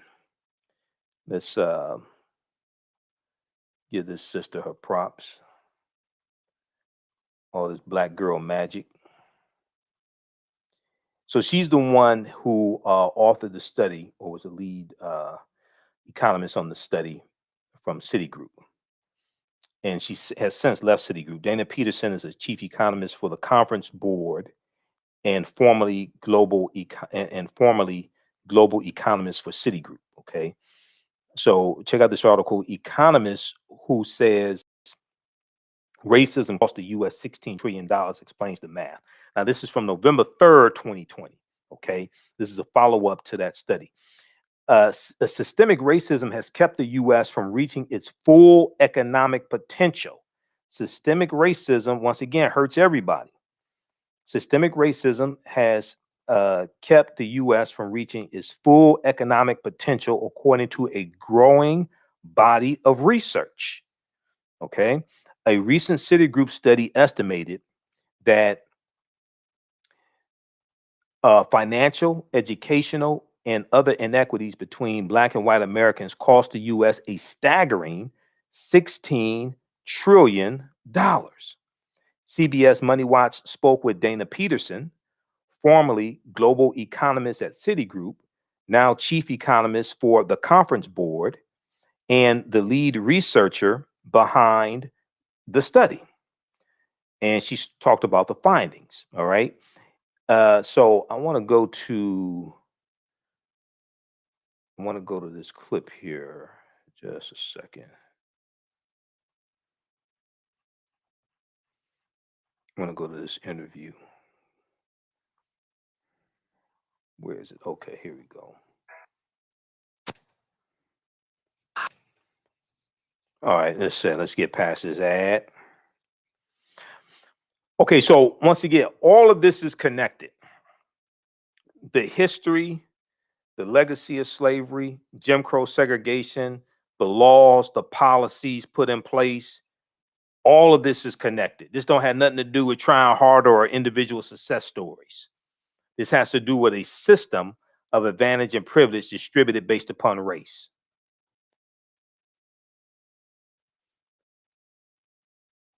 Okay, let's cue this up here. Report says 16. Report. All right, here we go. The report says 16 trillion. Can you sort of break that down into its parts? What are the different sort of buckets or arenas that make up the 16 trillion? Sure. The 16 trillion is the sum of estimated economic losses from homeownership education, income, and business investment gaps between Black and white households and firms. The largest share of the gap is $13 trillion less in business revenues. Accompanying that figure are potentially 6 million fewer jobs created per year. The next largest share is 2.7 trillion in wages not earned by Black workers. The remaining shares are from foregone income due to the education gap, plus equity not accrued and spending not affected from the homeownership gap. Again, folding in racial wealth gaps would produce an even more outsized figure than 16 trillion. So let's just take the 16 trillion that we have in front of us. How do we start to chip away at that? How do we get that number lower? Is there any plan for that under your thoughts? Well, sure. It's best to take a holistic approach, as racial gaps appear to link to each other in a complex matrix. So housing segregation and homeownership gaps contribute to education gaps, which contribute to wage and income gaps, which contribute to wealth gaps, which affect homeownership and investment, which affect education gaps and back to wages, et cetera. As you can see, it becomes quite circular. So targeting each of these gaps from multiple fronts can erode racial economic inequality. Positive interventions along the continuum of lifetime activities, from early education to higher education and training, to employment, to access to credit to purchase homes, to access to capital to start businesses, to build wealth for retirement, are all required to help close these racial economic gaps. When you all saw the 16 trillion, what was your reaction? Because my reaction, like, that's huge. What did you all think when you finally settled on that number? Well, the figure looked about right. Indeed, it may be a lower bound of estimates on economic loss, as we did not try to quantify the racial wealth gap. Adding on the opportunity loss in wealth would generate an even larger and more sobering figure. The figure is also consistent with prior work from other researchers on racial gaps, and is also comparable in terms of magnitude to figures computed from the existing research on closing gender labor force gaps. Thank you for joining me. Thank you for having me. Okay, so once again, so check out the two articles. Check out this one here, for the first one from CBS News. And once again, that was economist Dana Peterson that you heard being questioned about the study and explaining it. Okay, so check out this first one. This is from September 23rd, 2020. Racism has cost the U.S. 16 trillion Citigroup fines. Okay, now when we talk about restitution or reparations, repairing the damage of racism, repairing the damage of slavery and the legacy of racism, Jim Crow, segregation, things like this, and how that history shows up in these structural inequities today, this is the type of ammunition we need to come with. This is the type of research and data we need to come with, because the dumbasses like Larry Elder and Simple Simon Herschel Walker and Burgess Owen, they're not going to deal with none of this stuff. And Herschel Walker, why the hell they have him up there? A mind is a terrible thing to waste. Herschel Walker could be the poster boy of a mind is a terrible thing to waste. This is the type of research, all this stuff I've been going over, the Brookings Institute, $156 billion in devaluation of African-American homes, all this research. This is what we have to deal with. This is type of information that we have to deal with when we talk about repairing the damage in the legacy of slavery. And the majority of the focus should be, if we want to get something accomplished and not just keep having panel discussions and debates and arguments, if we want to actually get something accomplished, the majority of the focus should be on present day structural inequities and how they show up, and then deal with the laws and policies that were put into place to bring about those structural inequities, like the redlining, the Federal Housing Administration, the Fair Housing Association, the U.S. Interstate Highway Acts in 1952 and 56, all the stuff I've been laying out. All this deals with laws and policies. This don't deal with feelings. This doesn't deal with individual stories where I was able to make it. I got 4 degrees and I'm successful. Therefore, the other 49 million black people should be able to pull themselves up by their own bootstraps because racism didn't hold me back. This don't have nothing to do with that. So we have to approach this scientifically. Okay, now, Miss Respect said Herschel Walker was barely coherent. He very well could have CTE, chronic traumatic encephalopathy, which is a brain degeneration that's prevalent in football players. Burgess Owens could probably have it also, which would explain a lot. Okay, now we did the, okay, let's show the sister again. Give her props. This is economist Dana Peterson. This is the other article to check out.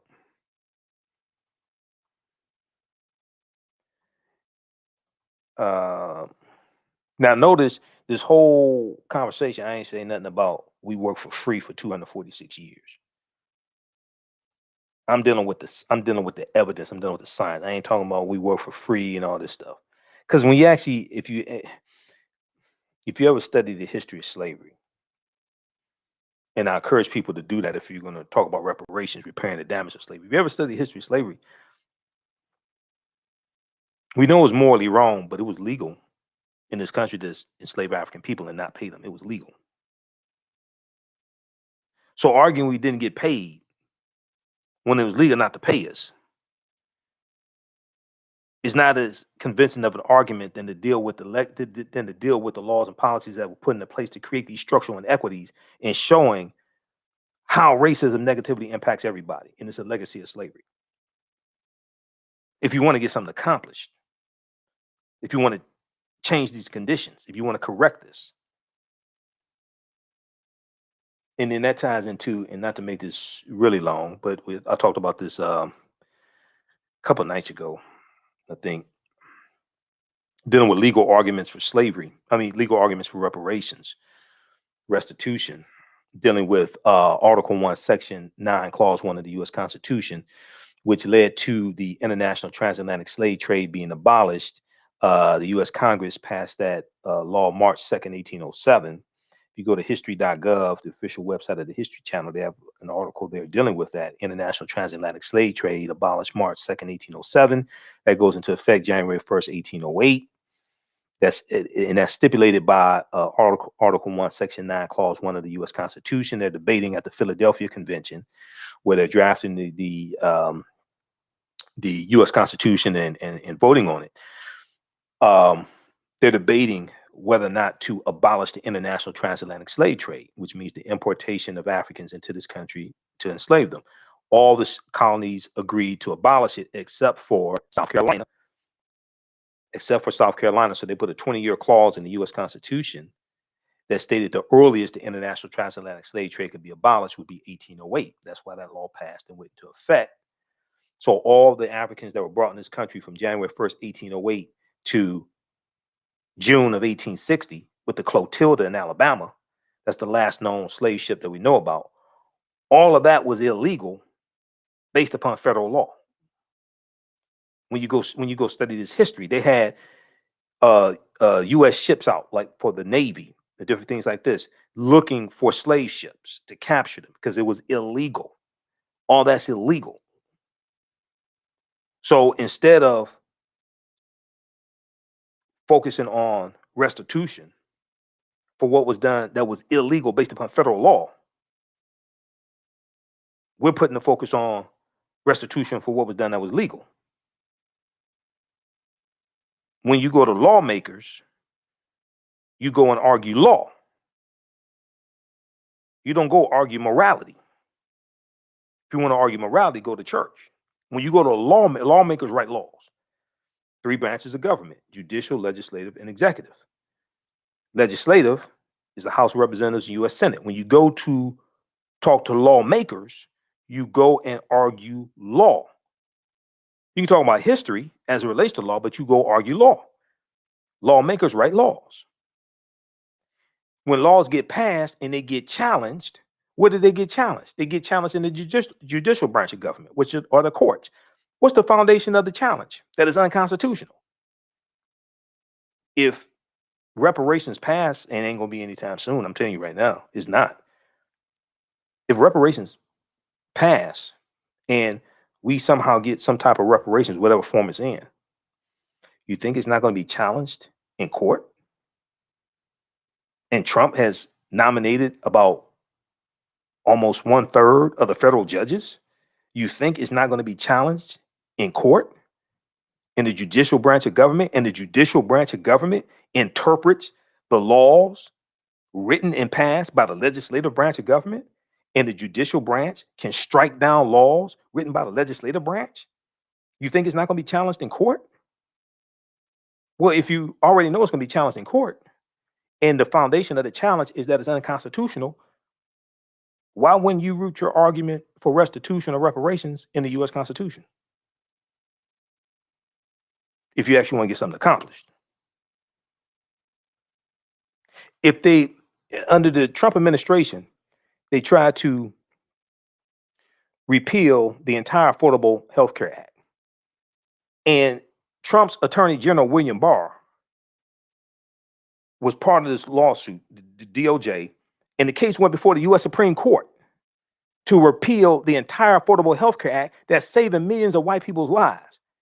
If they're going to court to try to overturn the Affordable Health Care Act and it's saving millions of white people's lives, and one of the arguments they're making is that it's unconstitutional.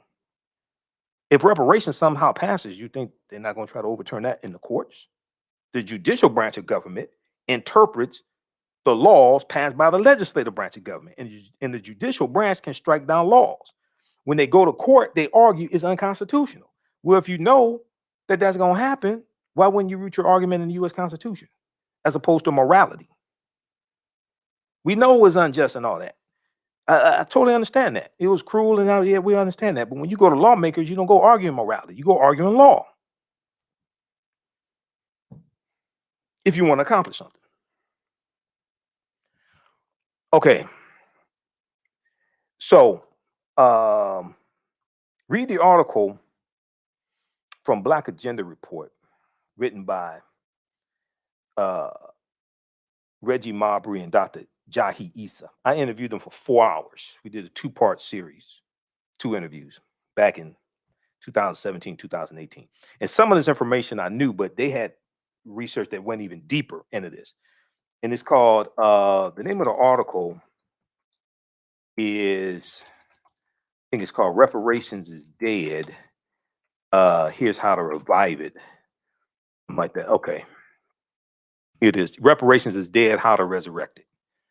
Excellent article, Dr. Jahi Issa and Brother Reggie Marbury. Brother Reggie Marbury does a lot of research. I first met Brother Reggie Marbury at an ASCAC conference back in, what was it, I can't remember, 2014, 2015. Reggie Marbury used to take care of Dr. Yosef Ben Yakinen a lot. And he was the one that introduced me to Dr. Ben, actually, at an ASCAC conference. We were at Howard University. Dr. David Imhotep came to that lecture. He came to that conference. Dr. David Imhotep was there. Dr. Greg Carr was there, who you see on Roland Martin Unfiltered. Dr. Leonard Jeffries was there, one of my teachers. He was there. I can't remember. And I think Professor James Small came to that one also, because I interviewed Professor James Small at that conference also. Okay. And it was Dr.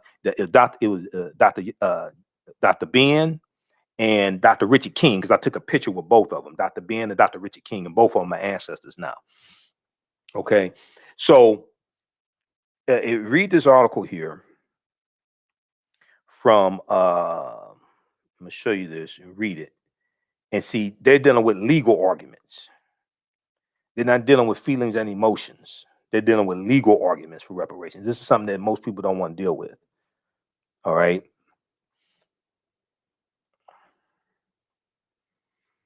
And they deal with court cases where white men were arrested and prosecuted for bringing African slaves into the country. Reparations is Dead, How to Resurrect It, Dr. Jahi Issa and Reggie Marbury. between 15 and 20 million Africans were brought to the Americas alive against their will. Okay, so it goes through and breaks all this stuff down. All right, so check this out, and this deals with legal arguments, and then that also ties into the U.S. Supreme Court case of the Amistad.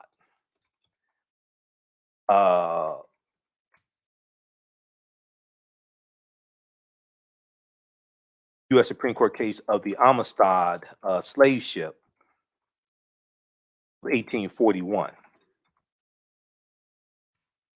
And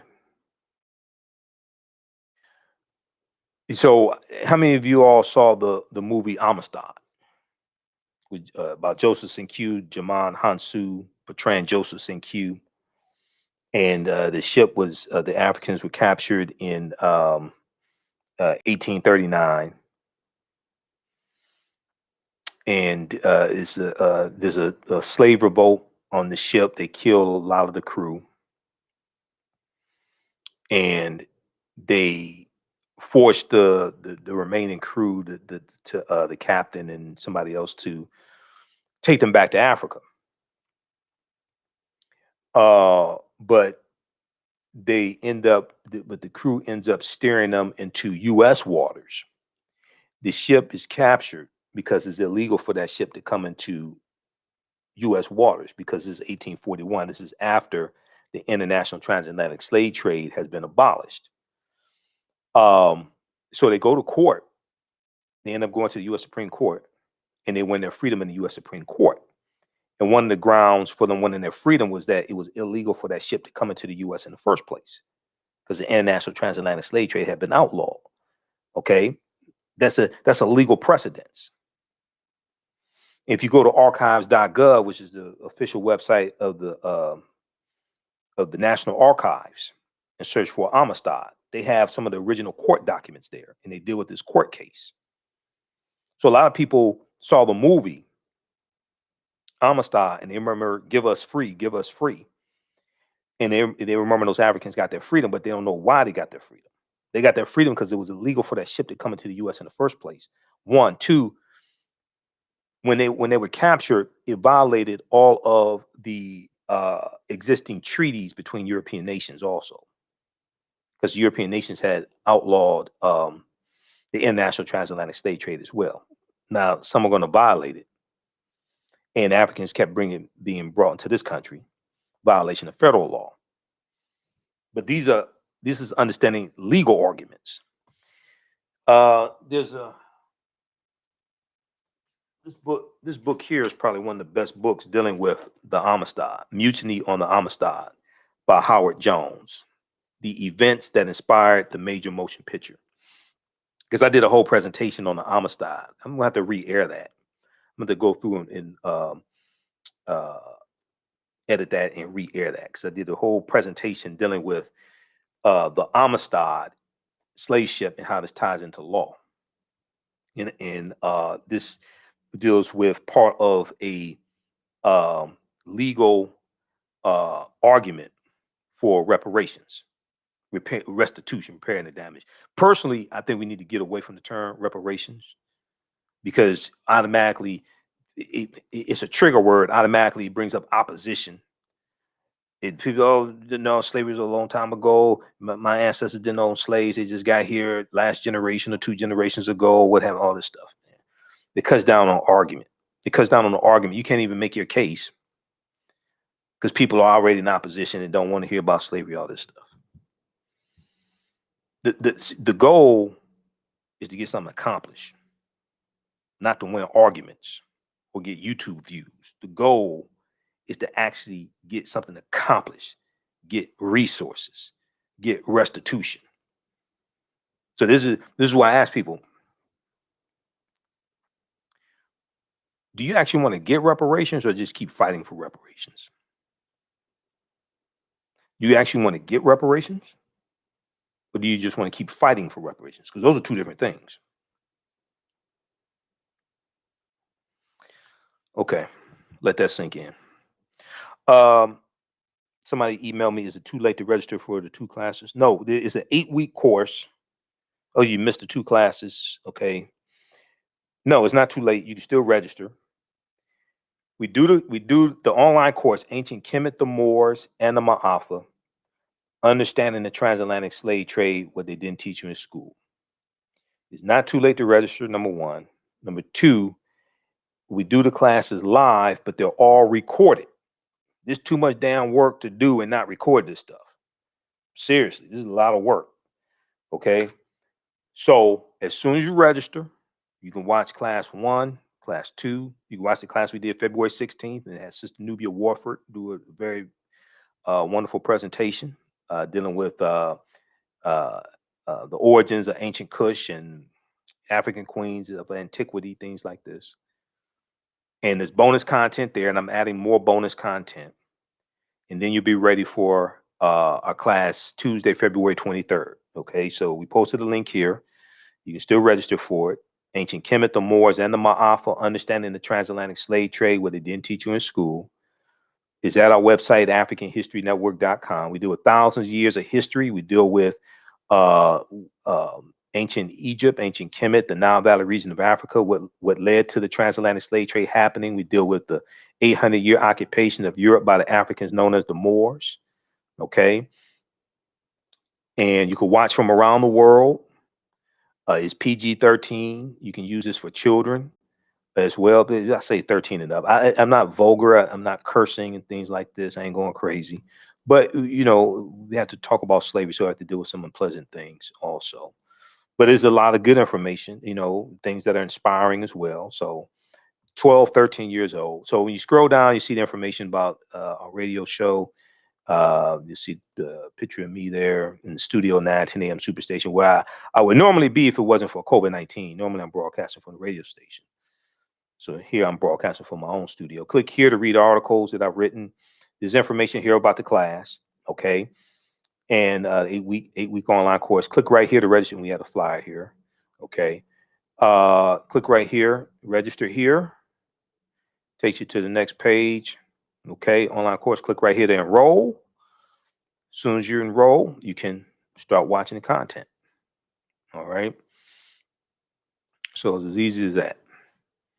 All right, and then we also have the 15 DVD. So we also have the information here because I'm on the panel discussion for Zeta Phi Beta Sorority Incorporated, February 24th. That's a free event to attend. It's a virtual Black History Month celebration. You see me right there with a suit on. So 7 p.m. Wednesday, February 24th. Click right here to register here. It's on Zoom, so you're welcome to attend that. It's free. They are asking for donations, so please support them. And they have a good poetry event coming up in March, and they're asking for donations for that. So please support them for that also. And then here we have the Michael M. Hotep 15 DVD bundle pack. It's 15 of my lectures dealing with history, African American history. One really deep one dealing with the history of African American History Month. Click here for order here. Takes you right here, and that's on sale $100, a 15 DVD bundle pack, and it shows you all the DVDs.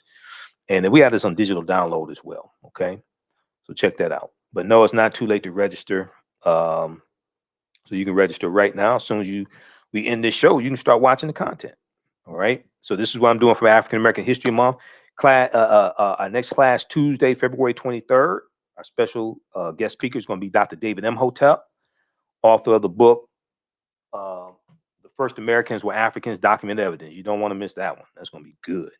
It's going to be a good class. All right. Okay. So we did that. I want to make sure I got all this because I laid this out. Okay. So the story about Senator Cory Booker and Reverend Raphael Warnock, we'll deal with that tomorrow because we're out of time here. We'll deal with that tomorrow. It's so much. I want to make sure we get this because all of this is connected. All of this is connected. Okay. I'm going to play this clip from ABC Channel 7 again because we're going to end where we started. And this deals with the African American couple in California. And see, this is history in the headlines. All of this is connected. Okay.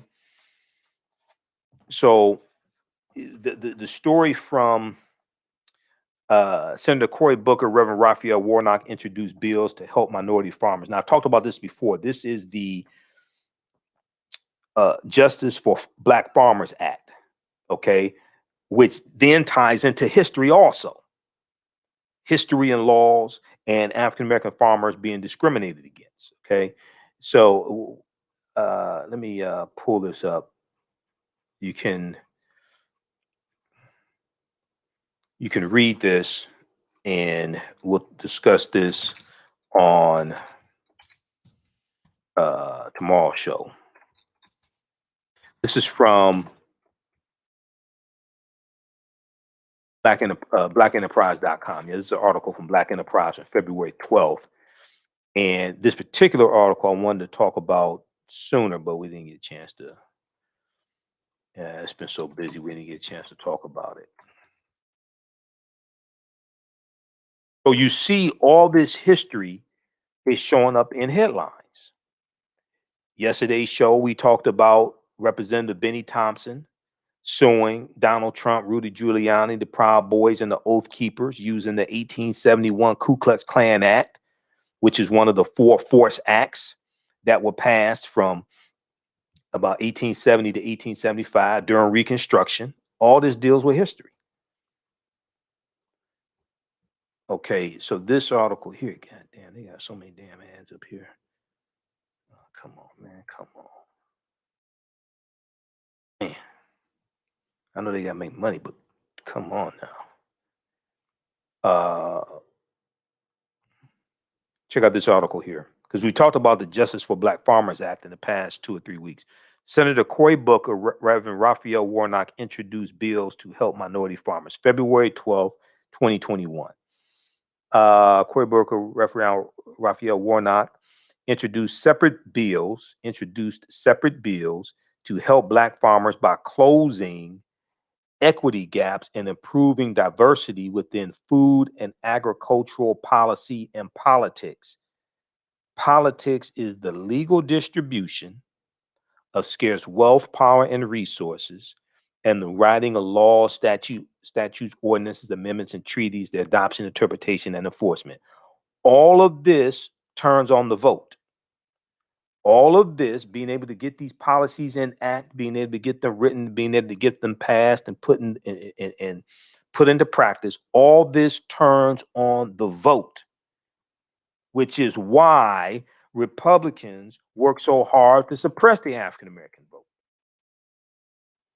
Which is why state legislatures, is about 23 state legislatures right now, they have about 106 bills to make it harder to vote. This is being pushed by Republicans to make it harder to vote.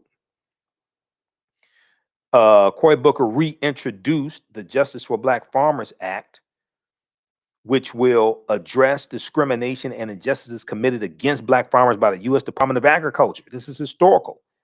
Senator Cory Booker introduced his bill last fall and was endorsed by more than 100 groups representing farmers of color, but it died in committee because it ain't enough in the Senate to support it. Okay, but that was last fall. But now, so Republicans were in control last fall. Democrats are in control now of the Senate. But it's 50-50 with Kamala Harris as the tiebreaker. Now, what people have to understand is that Reverend Raphael Warnock, and we'll talk about this some more tomorrow, Reverend Raphael Warnock is finishing out he just won January 5th, okay, the runoff election, which in that the runoff election law in Georgia is rooted in racism. That goes back to 1963, and State Representative Denmark Groover, who was a segregationist, a staunch segregationist in the Georgia state legislature, who pushed for that law to be put in place, and is designed to lock African Americans out of statewide political power. U.S. Senator, governor, attorney general, statewide races. It was designed to lock them out. Reverend Raphael Warnock has to run for re-election next year, 2022. The 2022 midterm elections, Reverend Raphael Warnock of Georgia has to run for re-election because he's finishing out. He has 2 years left in that term of that Senate seat he just won. Republicans in Georgia are trying to win back that Senate seat, and they want to lock Stacey Abrams. They want to defeat Stacey Abrams in the 2024 gubernatorial race because they know she's going to run for governor in 2024.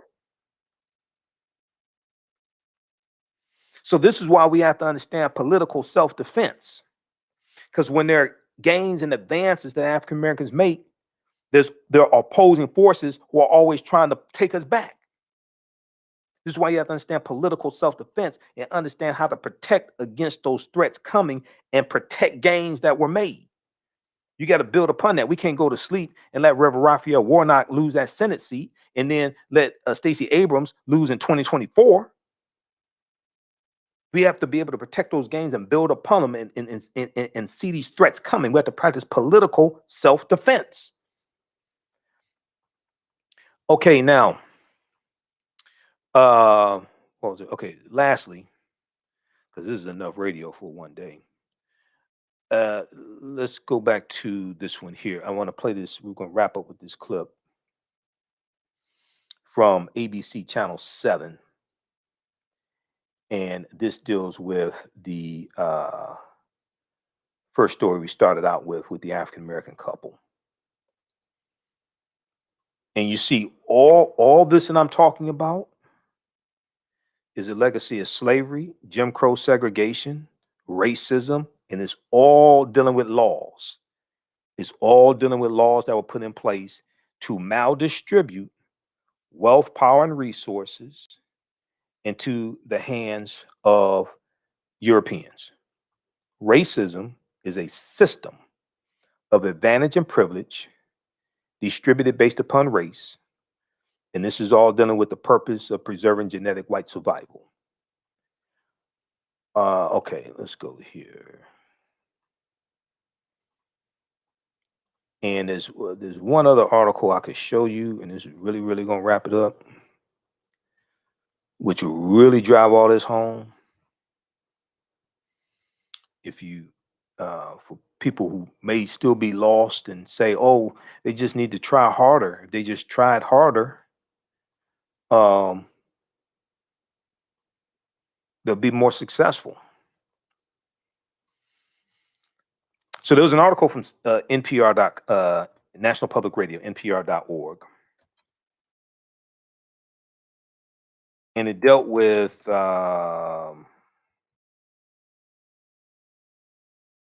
legacy of segregation. Oh, right here. This is it right here. I posted this a few weeks ago. Now, I dealt with this story when it came out. May 3rd, 2017. Oh, there's a good one right here. Because I love it when I hear these Simple Simon ass Black Republicans running around who are against restitution, against reparations, that don't ever want to talk about the legacy of slavery, Jim Crow segregation, don't want to deal with the laws and policies put into place, just want to deal with personal success stories. Don't want to talk about laws and anything like that. Want to act like white supremacy and racism don't exist. A forgotten history of how the U.S. government segregated America. May 3rd, 2017. I got a ton of evidence. I have thousands of articles. A forgotten history of how the U.S. government segregated America. It's from National Public Radio, written by Terry Gross. In 1933, faced with a housing shortage, now this is during the Great Depression. Same time, 1933. Okay, you go back to Herbert Hoover, 1928, stock market crash, October 1929, 1930. See, in the 30s, Keep in mind, we talked about this a couple nights ago. The U.S. deported 1.8 million Mexicans back to Mexico because they said they were taking jobs away from white people. 60% of them were Mexican Americans born here legally, because during the Great Depression, they said they were taking jobs away from white people.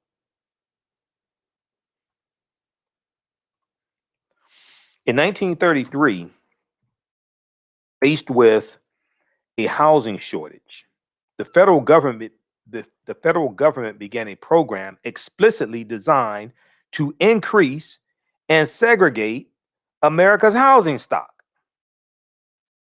The federal government began a program explicitly designed to increase and segregate America's housing stock. Author Richard Rothstein says the housing programs begun under the New Deal were tantamount to a state-sponsored segregation program, a state-sponsored system of segregation, I should say. The government's efforts were primarily designed to provide housing to white middle-class, lower middle-class families, he says.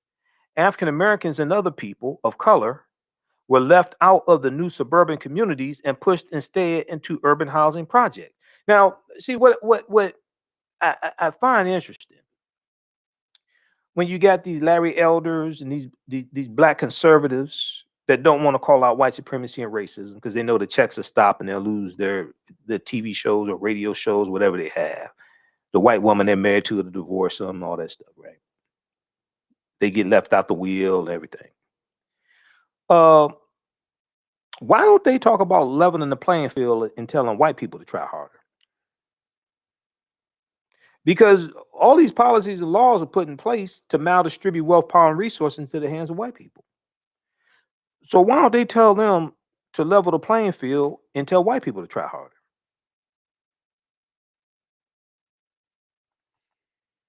I just find that interesting. See, they don't want to deal with anything like this. The government's efforts were, quote, primarily designed to provide housing to white, middle class, lower middle class families, he says. African Americans and other people of color were left out of the new suburban communities in general and pushed instead into urban housing projects. Now, Richard Rothstein's new book, The Color of Law, came out in 2017, examines the local, state, and federal housing policies that mandated segregation. He notes that the Federal Housing Administration, there it is again, the FHA, the Federal Housing Administration, which was established in 1934 as part of the New Deal. Now, there were some policies in the New Deal that helped African Americans, because we're dealing with extreme poverty during the Great Depression. But even those policies still discriminated against us, but they did give us some type of resources. But these policies are going to help widen the racial wealth gap, especially the GI Bill of 1944, especially the GI Bill. Now, he notes that the Federal Housing Administration, which was established in 1934, furthered the segregation efforts by refusing to insure mortgages in and near African American neighborhoods, a policy known as, there's that word again, redlining, which was government policy. Now, this don't have nothing to do with trying harder. Why don't you tell them to try not to discriminate against African Americans? At the same time, the FHA, Federal Housing Administration, was subsidizing builders who were mass producing entire subdivisions for white people with the requirement that none of the homes be sold to African Americans. Now, Richard Rothstein says these decades-old housing policies have had a lasting effect on American society. The segregation of our metropolitan areas today leads to stagnant inequality because families are much less able to be upwardly mobile when they're living in segregated neighborhoods where opportunity is absent. Now, we're not, in general, when we talk about segregated neighborhoods, in general, we're not talking about an affluent African American neighborhood. that has all the amenities and better quality schools, things like that. We're not talking about that. We're talking about being segregated out of opportunity.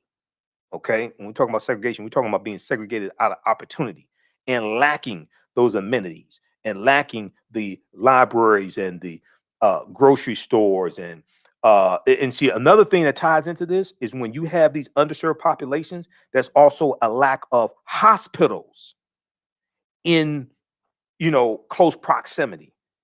There's a lack of pharmacies in close proximity. It's all connected. Okay, so when we talk about segregation, we're not. I'm not saying okay, we have to live with white people to be able to have equality. That's not what I'm talking about. We're talking about being segregated out of opportunities.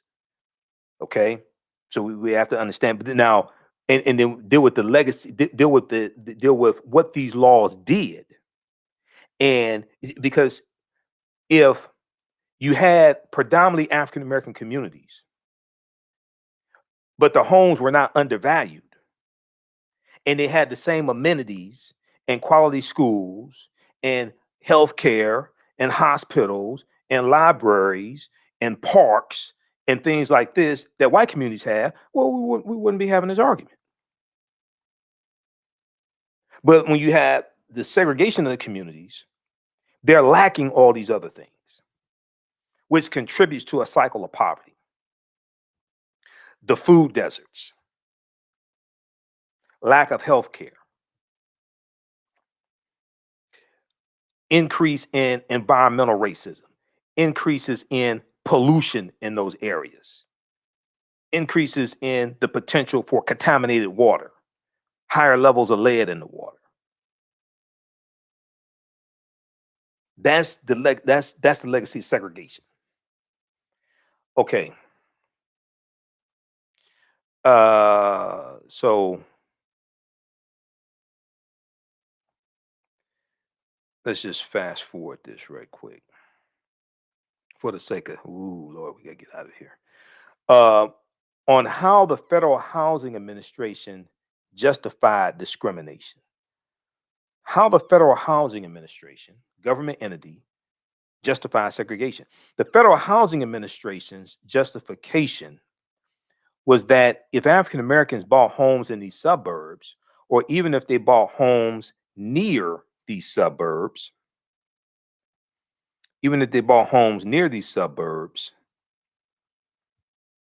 the property values of the homes they were insuring, the white homes that they were insuring, would decline, and therefore their loans would be at risk.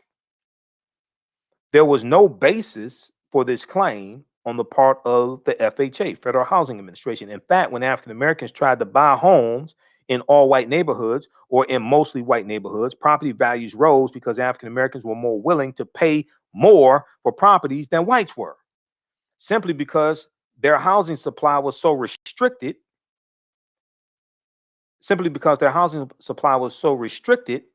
And they had so many fewer choices. Supply was so restricted and they had so many fewer choices. So the rationale that the Federal Housing Administration used was never based on any kind of study. It was never based on reality. Okay? And then they talk about how federal agencies use redlining to segregate African Americans. Read this right here. Because see, the black conservatives don't want to deal with anything like this. Okay? The black conservatives don't want to deal with anything like this. A forgotten history of how the U.S. government segregated America. All right, so lastly, let's go to, I want to go back to this clip here, dealing with this African American family. So you see all these stories we talked about are all related.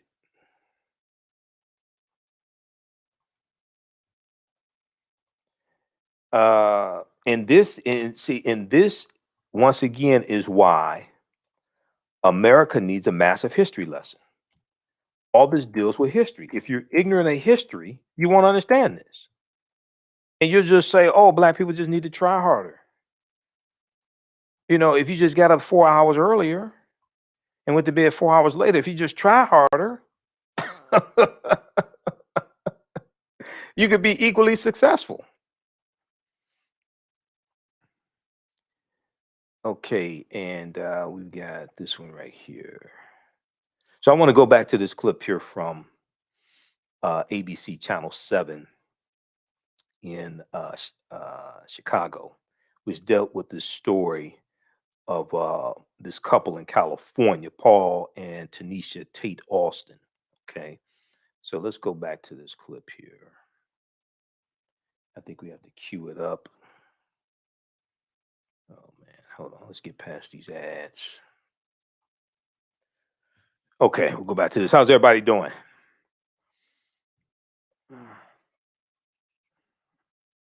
So be sure to read these articles. We'll talk about the Justice for Black Farmers Act on tomorrow's show,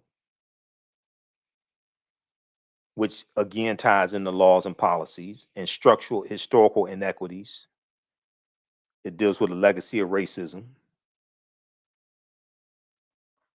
Certainly no secret that home ownership is the pathway to building wealth in America.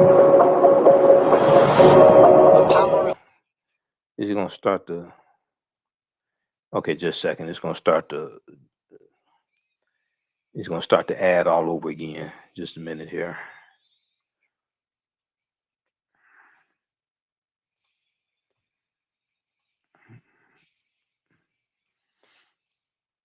Okay, so this is from ABC Channel 7. Black couple lowball by 500,000. No secret that home ownership is the pathway to building wealth in America. But what's hard in the Bay Area is even harder for some. And tonight, a look at the growing inequity in home ownership rates in the Bay Area. ABC 7 News race and culture reporter Giuliani Glover has the story of a Marin couple who almost got cheated out of $500,000. You know what I mean? It was work, but it was exciting. Paul and his wife Tanisha Austin felt like they captured a slice of the American dream in 2016 when they purchased their first home together, this original Marin City pole home. But it wasn't without challenges. As soon as like a house came on the market, you go in, you put your bid in, and then you get outbidded by like 100,000 or more rather quickly. And that can be, you know, a little bit depressing. They bought the home off market from another black family, hoping to make homeownership a reality for a young black couple. After moving into the home built in the 1960s, the Austin staged major renovations, adding an entire floor and more than 1,000 square feet of space, along with a deck, new floors, a fireplace, and new appliances. Then they got it appraised. I read the appraisal. I looked at the number. I was like, this is unbelievable. The family tells me the appraiser was an older white woman, and they're convinced race was a factor. The home appraised for $989,000, just $100,000 more than the Austins got it appraised for before they started the work, despite $400,000 in renovations. It was like, you know, it was a slap in the face. The Austins immediately called their lender and pushed back. After a month of escalating their complaints, they were approved for a second appraisal. When the day came, they got creative. We had a conversation with one of our white friends, and she was like, no problem. I'll be Tanisha. I'll bring over some pictures of my family. She made our home look like it belonged to her. And it worked. So it appraised for 1.482. Yeah. Which was 50% more than what it appraised for by a couple weeks prior. Almost 1.5, $500,000 more. The Austins were outraged and believe this is another ugly result of larger systemic issues. There were implications of the ability to create generational wealth or pass things on if our house is appraised for 50% less than what is valued at. We know discrimination is in nearly every aspect of the home buying process, and really we need to be addressing it as an industry. Discrimination in the housing market comes in many forms and has a long history in our country and in the Bay Area, leading to alarmingly low rates of Black Americans owning their own home. Black homeownership lags across the country, with less than half, only 44% of Black Americans owning their own home in 2020. Compare that to 74% for white Americans. Looking at the Golden State, just 34% of Black Californians own a home. In the Bay Area, those numbers are even lower. Just 33% of Black San Francisco residents own a home, compared to 61% of white San Franciscans. The numbers are more drastic in San Jose, with a Black homeownership rate of 31% and a white homeownership rate of 65%, more than double. Why are we seeing such a great disparity? There's still problems in the housing industry of Black people being steered away from white neighborhoods, even though that is technically illegal, or Black people not having the same access to mortgages that white people have. According to the National Association of Realtors, Black applicants are rejected for mortgage loans at rates 3 times higher than that of white applicants. Another factor suppressing Black homeownership. African Americans have nearly double the amount of student loan debt than we see for white homebuyers. So that's just one of the many hurdles that African American homebuyers are really strapped with and holds back their buying power. And the pandemic has made things worse. The representative from NAR stressed closing the homeownership gap is essential to closing the wealth gap in our country. To make that happen, equity in housing and access to affordable homes must be the central focus. The Austins agree. If we are aware that implicit bias exists in other systems, police, school, why wouldn't they also exist in the housing market? And then what can we do to, fix that? There could be help on the way in the form of 2 Biden administration proposals. The first would extend $15,000 in down payment assistance for first-time home buyers. The other, a $100 billion fund to update existing and create new affordable housing. Covering race, culture, and social justice, Giuliani Glover, ABC 7 News. All right. So excellent job, Giuliani Glover, also for ABC Channel 7 News. Okay. So check out this article here. Black couple's home was valued $500,000 higher after they had a white friend pose as the homeowner. It's from face-to-faceafrica.com. And then also ABC Channel 7 has the story as well.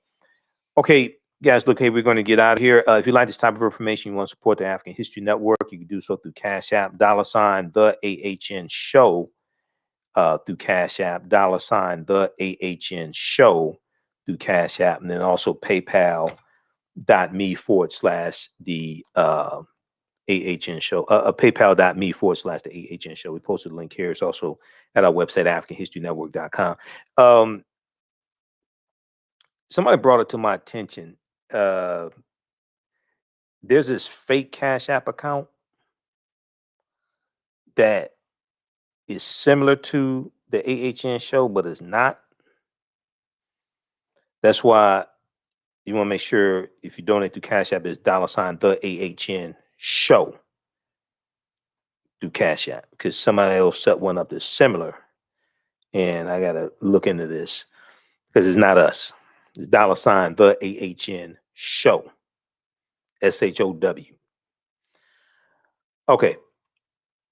And then you can still register for our online course, Ancient Kemet, the Moors, and the Ma'afa, Understanding the Transatlantic Slave Trade, what they didn't teach you in school.